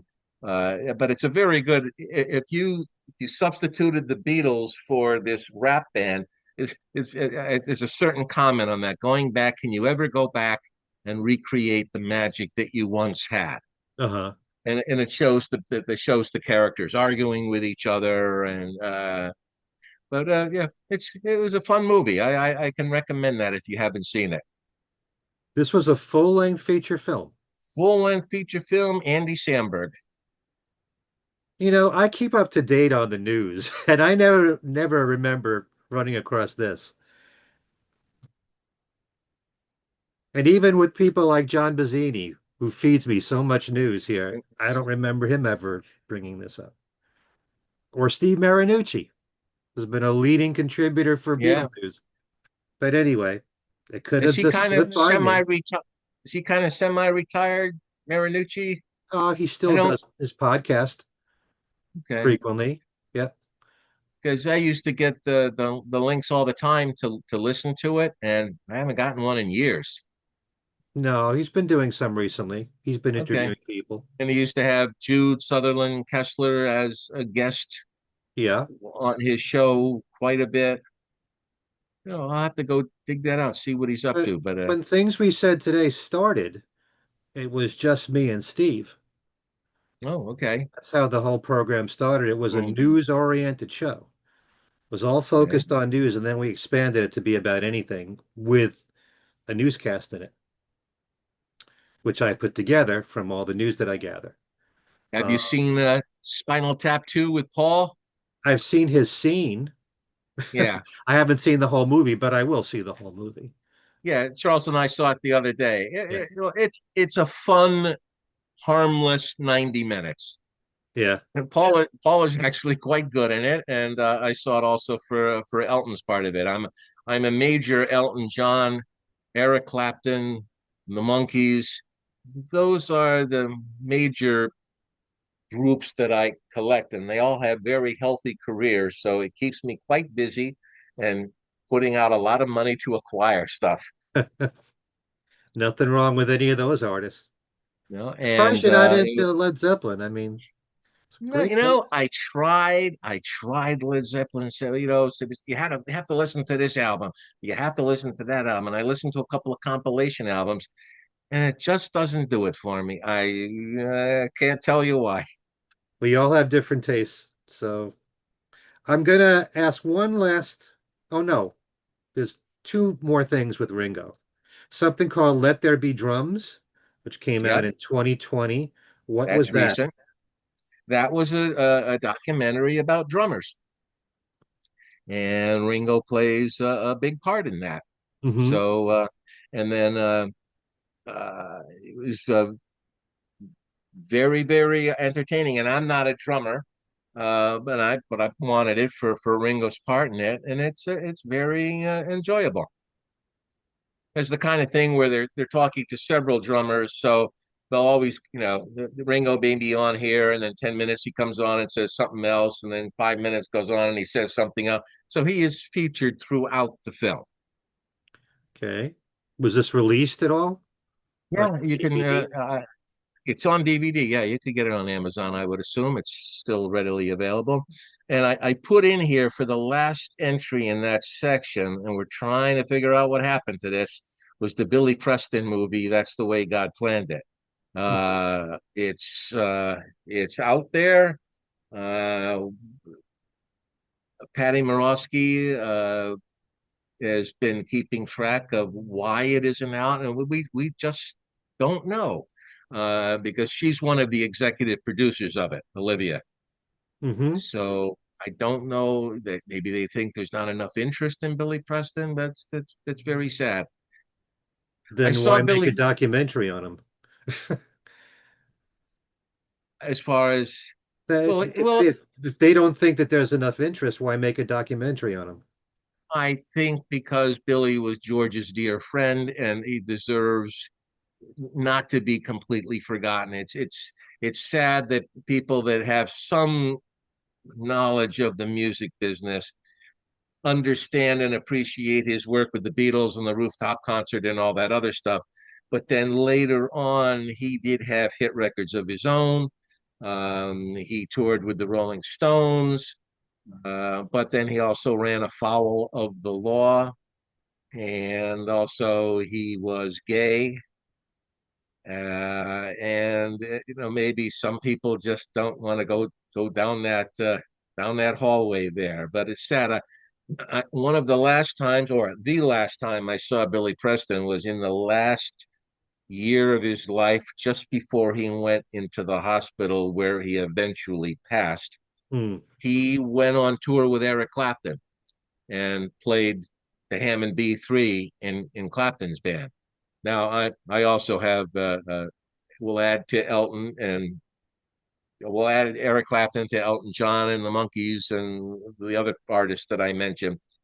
And uh,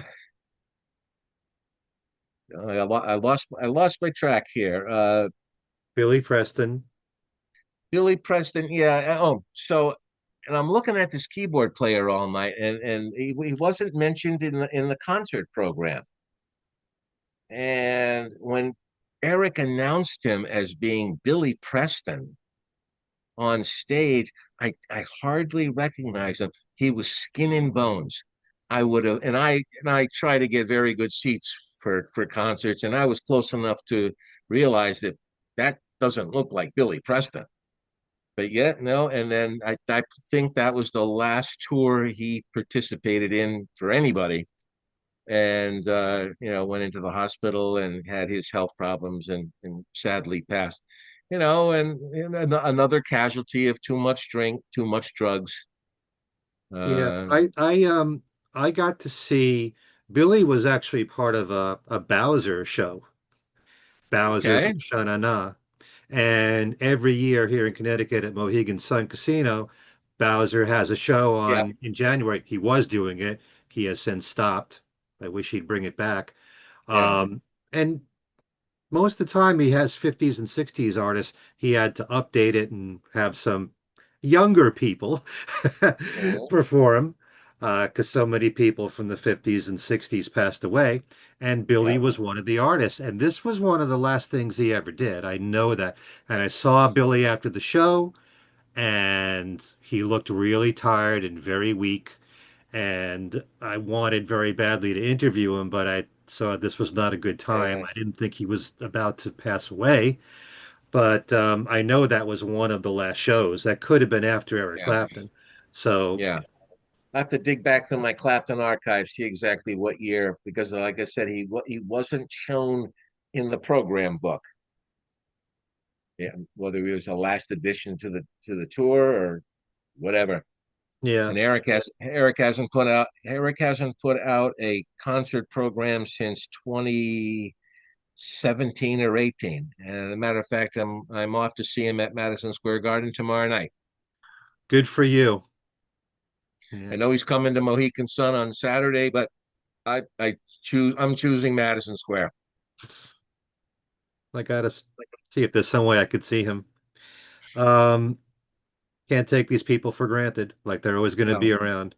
So, but at least with the Billy Preston documentary, even if it doesn't get released, it should be shown on PBS channels, that kind Or that'd be available to DVD for those that want to purchase it. right. We'll see if it happens. Okay. I don't know why artists don't make more of an opportunity. They realize they want, if an artist realizes he or she wants to put something out and it's of limited interest, not for the general population, put it out, take orders, and say, it's going to be released in 2 months, and we're taking advance orders for it now. And the people that are really hardcore that want it will we'll give them their credit card information, and they won't get stuck with a warehouse full of DVDs that nobody wants to see because they'll basically have been paid for before it's even released. That makes And then sense. after that, it's almost made to order. When they Stephen Bishop just put out his last album, I know. and he reports that the first pressing of 20,000 sold out, and it just went into a second pressing of 5,000, and that has sold out. And yet his last album he couldn't give away. So something about announcing your last thing and taking advance orders, people will do it. Yeah. And I hope it's not his last album. He's saying it's his 20th and final album. Well, 20th is stretching it a bit. Uh, but yeah, he's done at least upwards of 15. We're not going to include all the best ofs and the greatest hits. Mhm. Those shouldn't count. So one last thing here on Ringo. 1970, this is under other select Ringo Starr video appearances. Okay, 1970, something called Who Goes There? Ringo and Morris Gibb.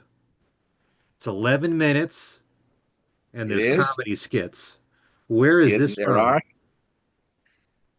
I got it on a Bee Gees compilation of video, not necessarily promotional videos. but it came out at the time where there were just two Bee Gees. More was it Robin's the one that left for a while, wasn't he? There was Oh, Barry, Robin Robin, left and first. Morris. Robin left first, so when it was just the other two left, and they're dressed in like knights in shining armor outfits here. It's from Uh-huh. that era. So yeah, Morris and Ringo did this little. Who knows why? It's like Harry Nielsen and Ringo made all these films that'll never see the light of day, but unless they escape. But you know, they sometimes they weren't made for the general public consumption. Well, I hope that any of these videos, these films that Ringo's made that have a limited appeal, just make a limited amount. That's it. Exactly. You know, take advance orders. This way, you got the money in your pocket before the first disc is even made. All right, But so if see, people want to get hold of we your don't book, run these companies. but That's the problem. You and I don't run these companies that put out what we think people would like to see. yeah, well, I hear it every day now with complaints about every release that comes out on the Beatles, group or solo. Why are they doing this? Is it the record Yep. company? Is it this? You know, Kind of Beatle glad they're fans, putting most out Beatle fans, anthology. I'm kind of glad they're putting out anthology four by itself. right. I'm kind They of said there hoping was that they do that with volumes one, two, and three also. I don't think it matters as much, but more of the fans care about volume four right now if they already have the first three volumes, right. although there's remixing involved, you know. Yeah. Well, they're saying that the first three volumes are remastered, and then there is remixing done on anthology four. No, because Oh, for example, Alan Kozin, who does things we said today with me, right.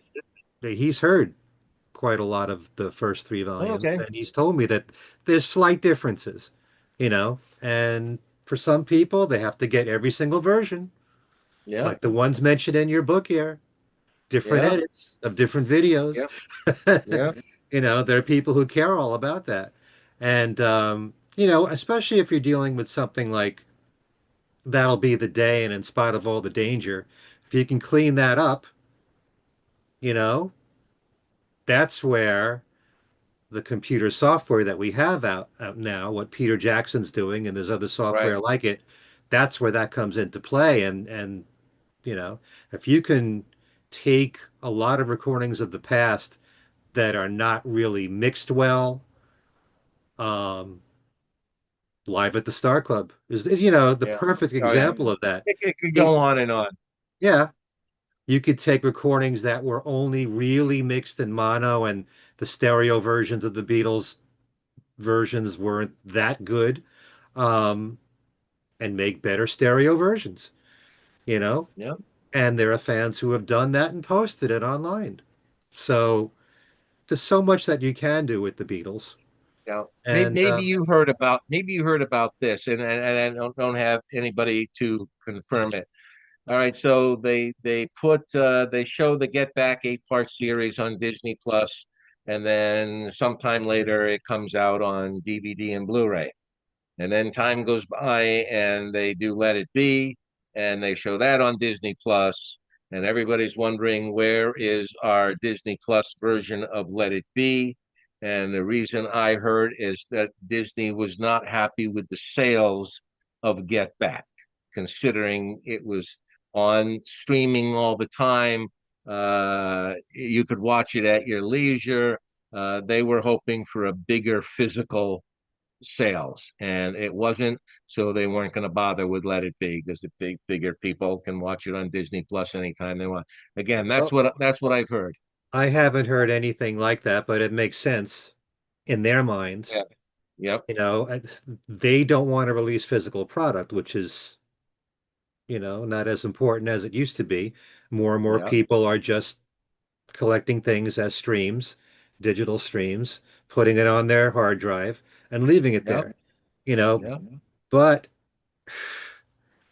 there's so much more they could have done with Get Back as a DVD and Blu-ray and put more stuff on there to make it more enticing. Not that it Yep. wasn't, I mean, we were spoiled. Let's face it. Yes. Yeah. 8 hours of footage there. And it I wasn't mean, good. If it wasn't for what other COVID, band that wouldn't have happened. what other band could have that much material other than Elvis, the Rolling Stones, you're really top Elton John, Bruce Springsteen, but Uh, the everyday run of the mill popular rock band can't put together an 8 hour documentary. I suppose if you're really into all these artists, Yeah. like I have friends who are so deep into Bob Dylan, they'll listen to anything by Bob Dylan. Hmm. And I happen to now, I'm saying this, and I'm surprised that I'm saying this because for years I was very anti-bootleg in my younger Hmm. days. Now I wish everything the Beatles ever recorded should come out because of who they are and because of Yeah. their importance, their historical importance. It's more important than what the quality of the audio is, Right. or what the video is, even though with today's technology you can clean up so much now. Yeah. I'm And looking at this book. the only thing that's really missing from the Beatles is probably about a dozen UK television appearances because the tapes were just wiped. Who knew in early 1963 that the Beatles were going to take over the world?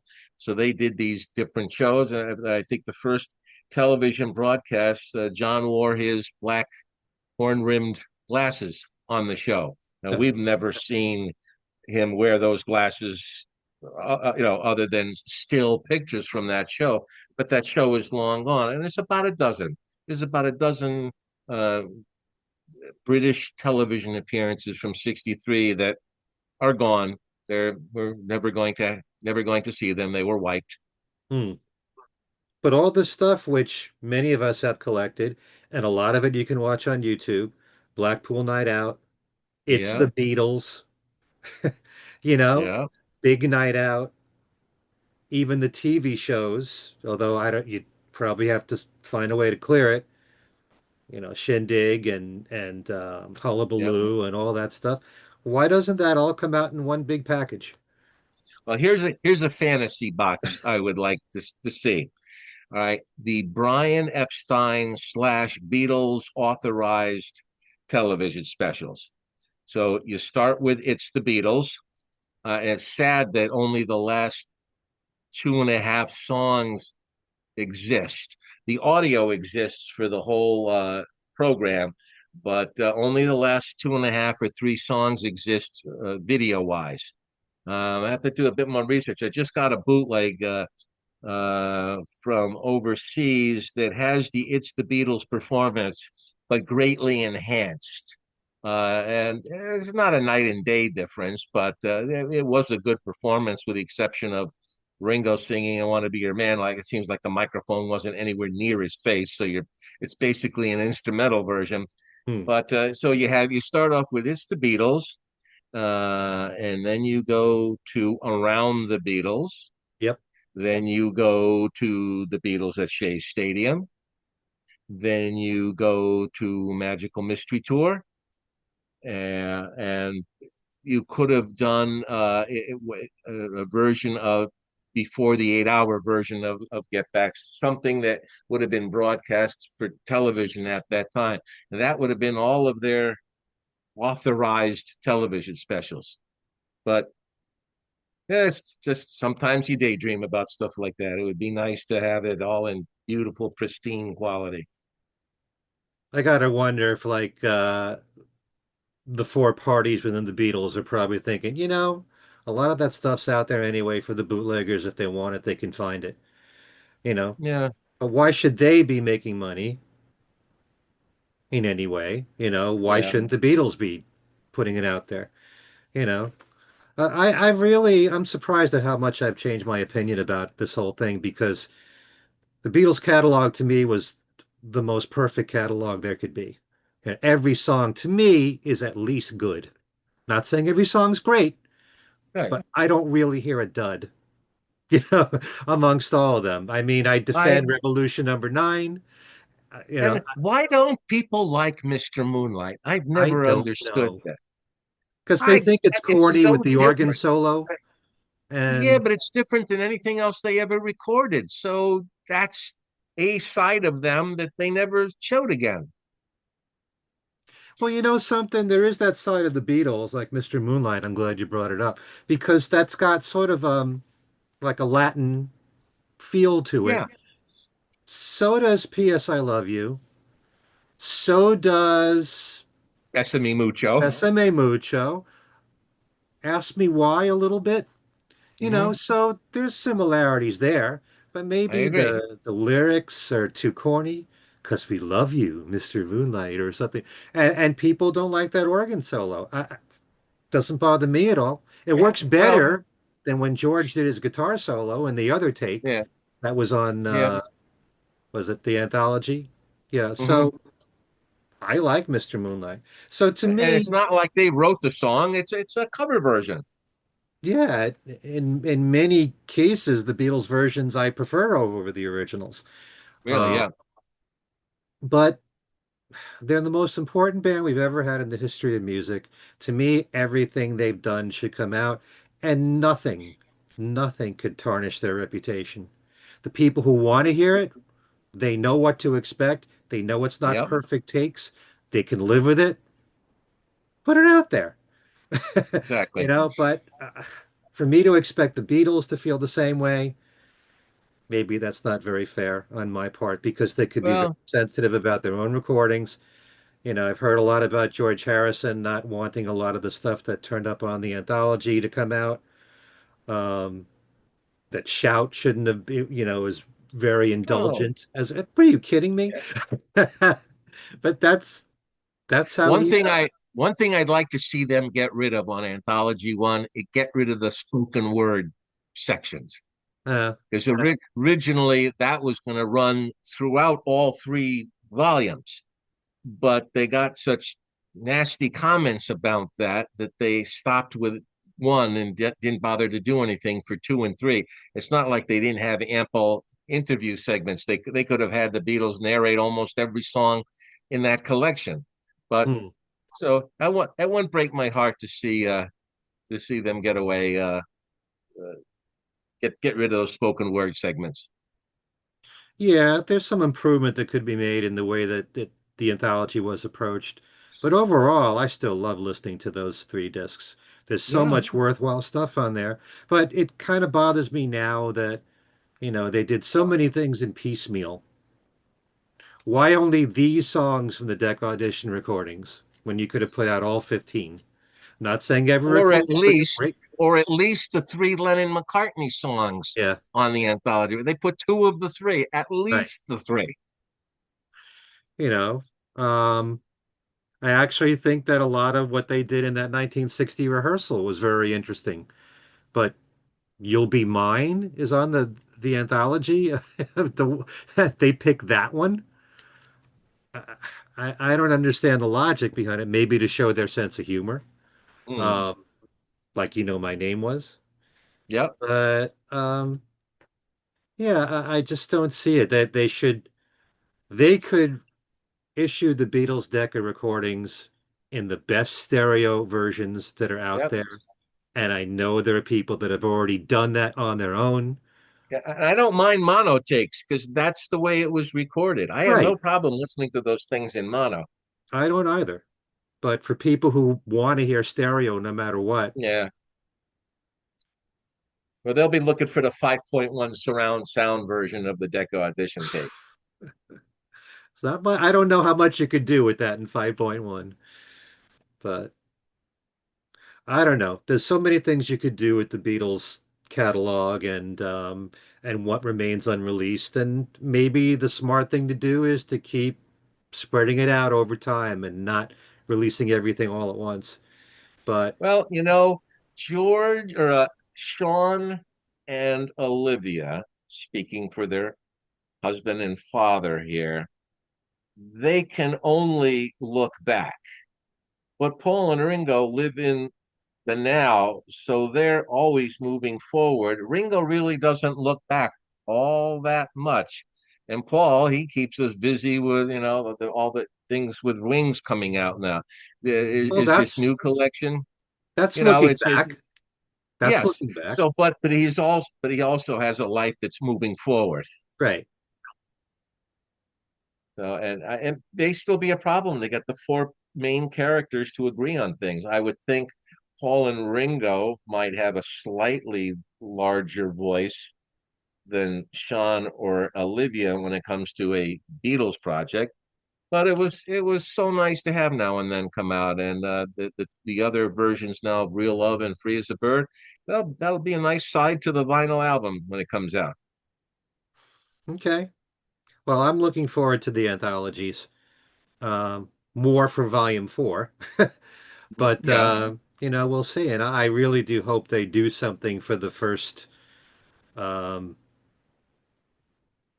six albums, Yeah. through Rubber Soul. And I still don't know why they delay Rubber Soul year after year after year. Uh, it is explained to me by more than one person in the music business that when you think about it, the Beatles and Apple, their mentality coming out of Liverpool is we can only concentrate on one thing at a time. Don't bother me with this other stuff. One thing at a time. So this year was the toss up anthology, Rubber Soul. Well, anthology won out this year. It also coincidentally is the 30th anniversary, so we can tie it in. People would rather, for that matter, so is Rubber Soul, or it's the 60th anniversary. So But was Help. yeah, they can only kind of concentrate on one thing at a time, play it out, and then we'll jump to the next one. I've also heard that Rubber Soul is already all set and ready to go. I've They're heard that just too. not. Giles They're just Martin not. said it. Yeah. So I a summertime release, late spring, early summer. That's when we'll see Rubber Soul. No, everything comes out in the last quarter of the year now. Or they'll wait a whole year. But I think they could do two things. And it's interesting. Every all the Beatle product coming out now at the end of this year, it really is a banner year. We have Ringo's out there on tour. Paul's going to be out there on tour. He has the Wings project coming out, both and the book coming out as well.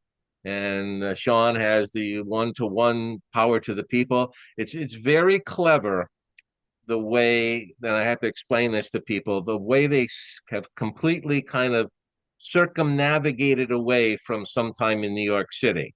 Because why would you want to make a big deal about a flop, about a record that was not very well received at all? Hmm. And I just heard some Alan Klein statistics, but now is not the time to go into that. Of Yeah. course, there are people that still want the Beatle cartoons to come out. That's probably the last bastion of they're holding out there, is that everything has come out except those damn Beatle cartoons. From what I understand, they weren't crazy about it.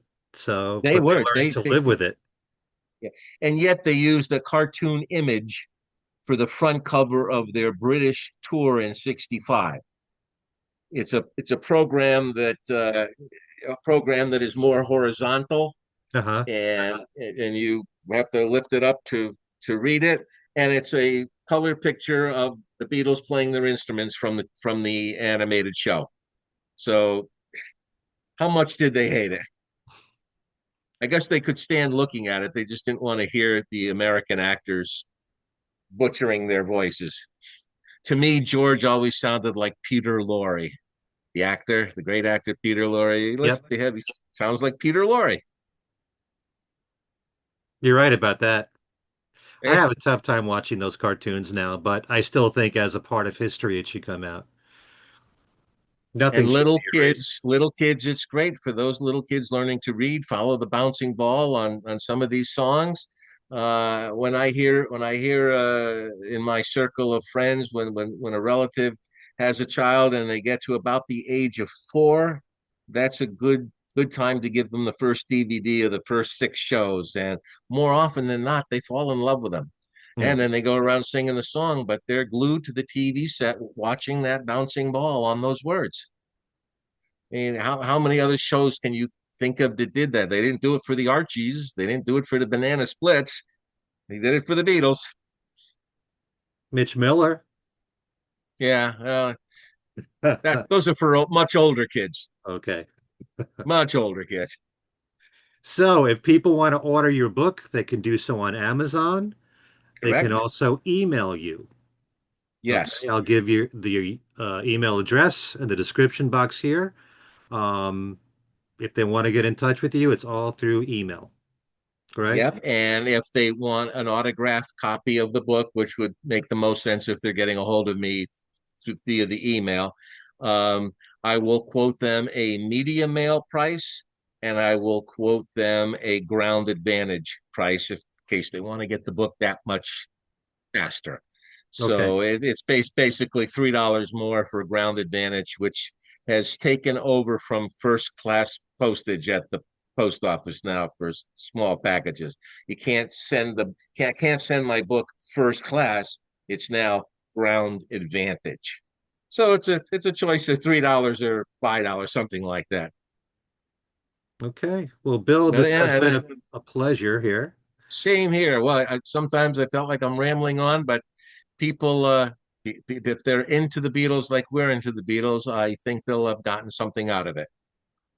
Yep. So once again, the book is called The Beatles Collected Videography, a guide to collecting group and solo video, 1962 to 2024. Make sure you go out and get this and then try to hunt down every single item that's in there. There you go. I Thanks don't so know if much, Bill. someone's I don't know if someone starting today would have the time or the money to do it, but power to them. Thanks for joining us this time. Thanks Thank to you, Ken. everybody for watching, and we'll see you very soon. Take care. Take care.